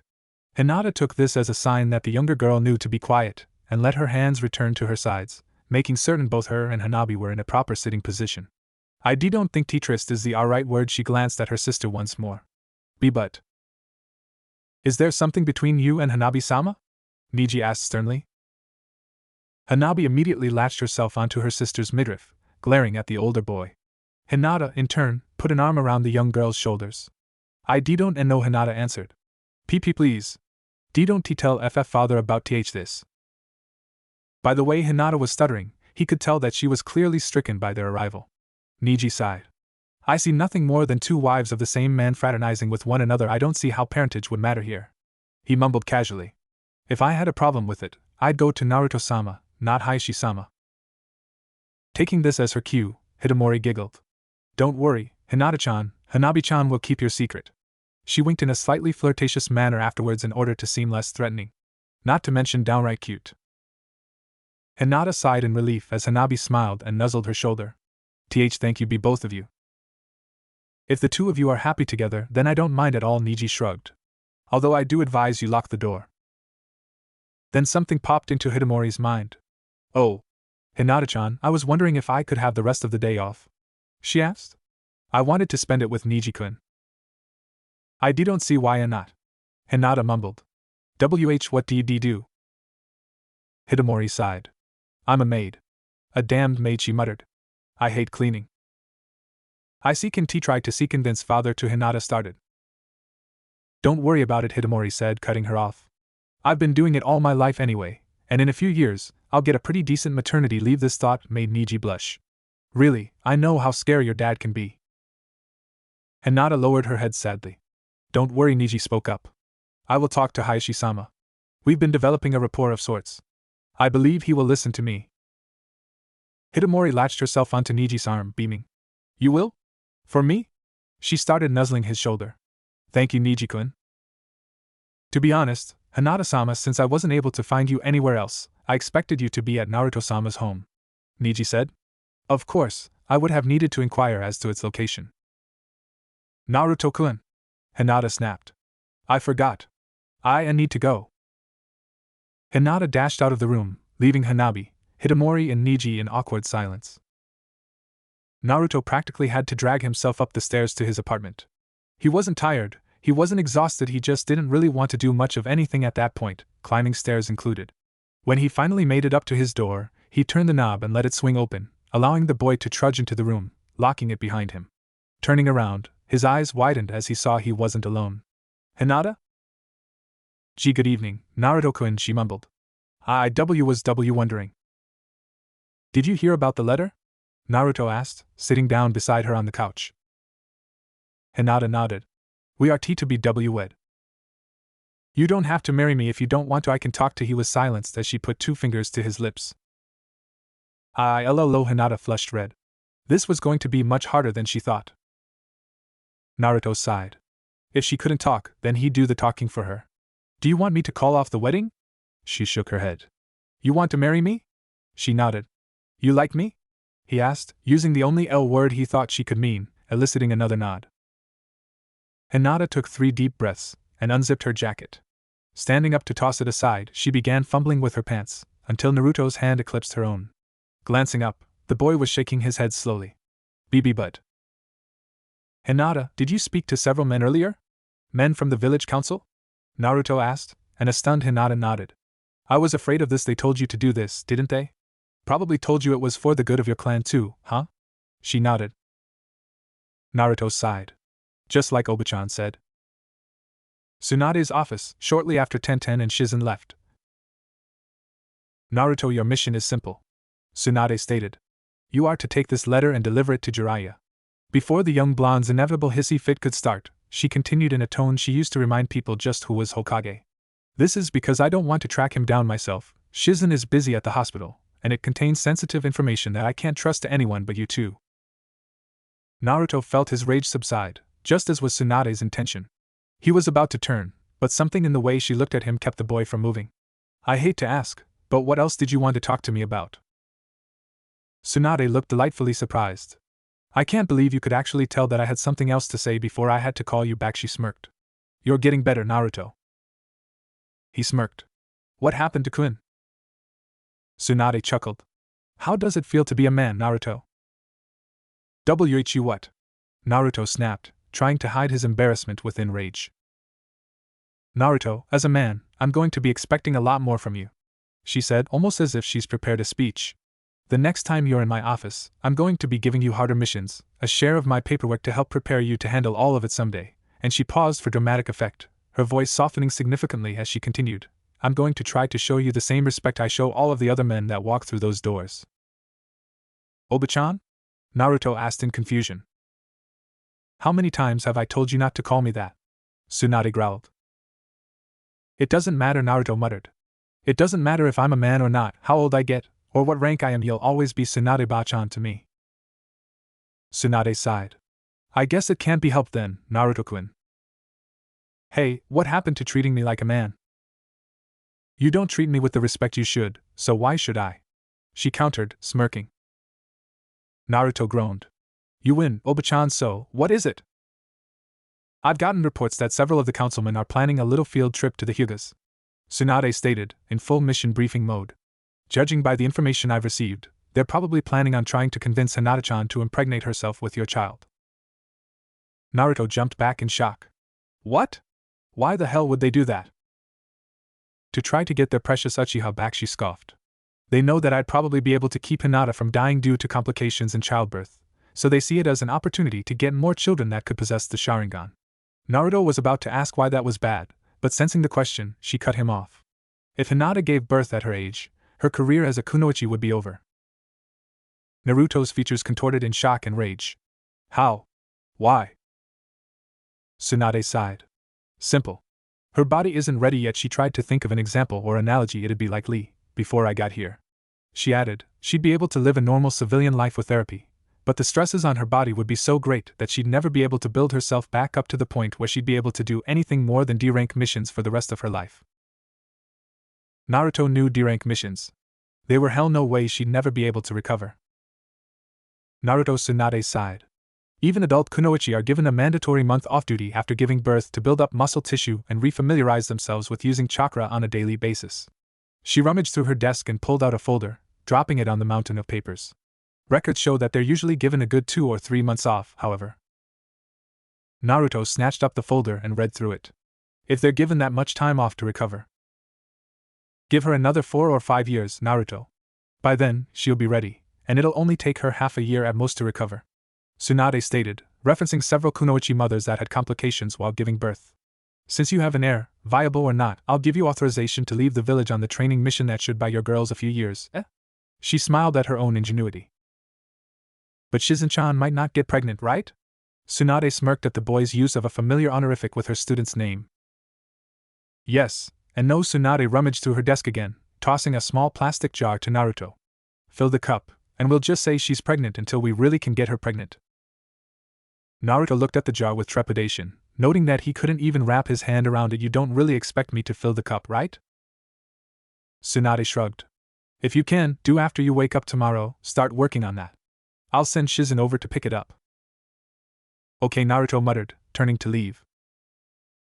Naruto. Tsunade started, halting the boy.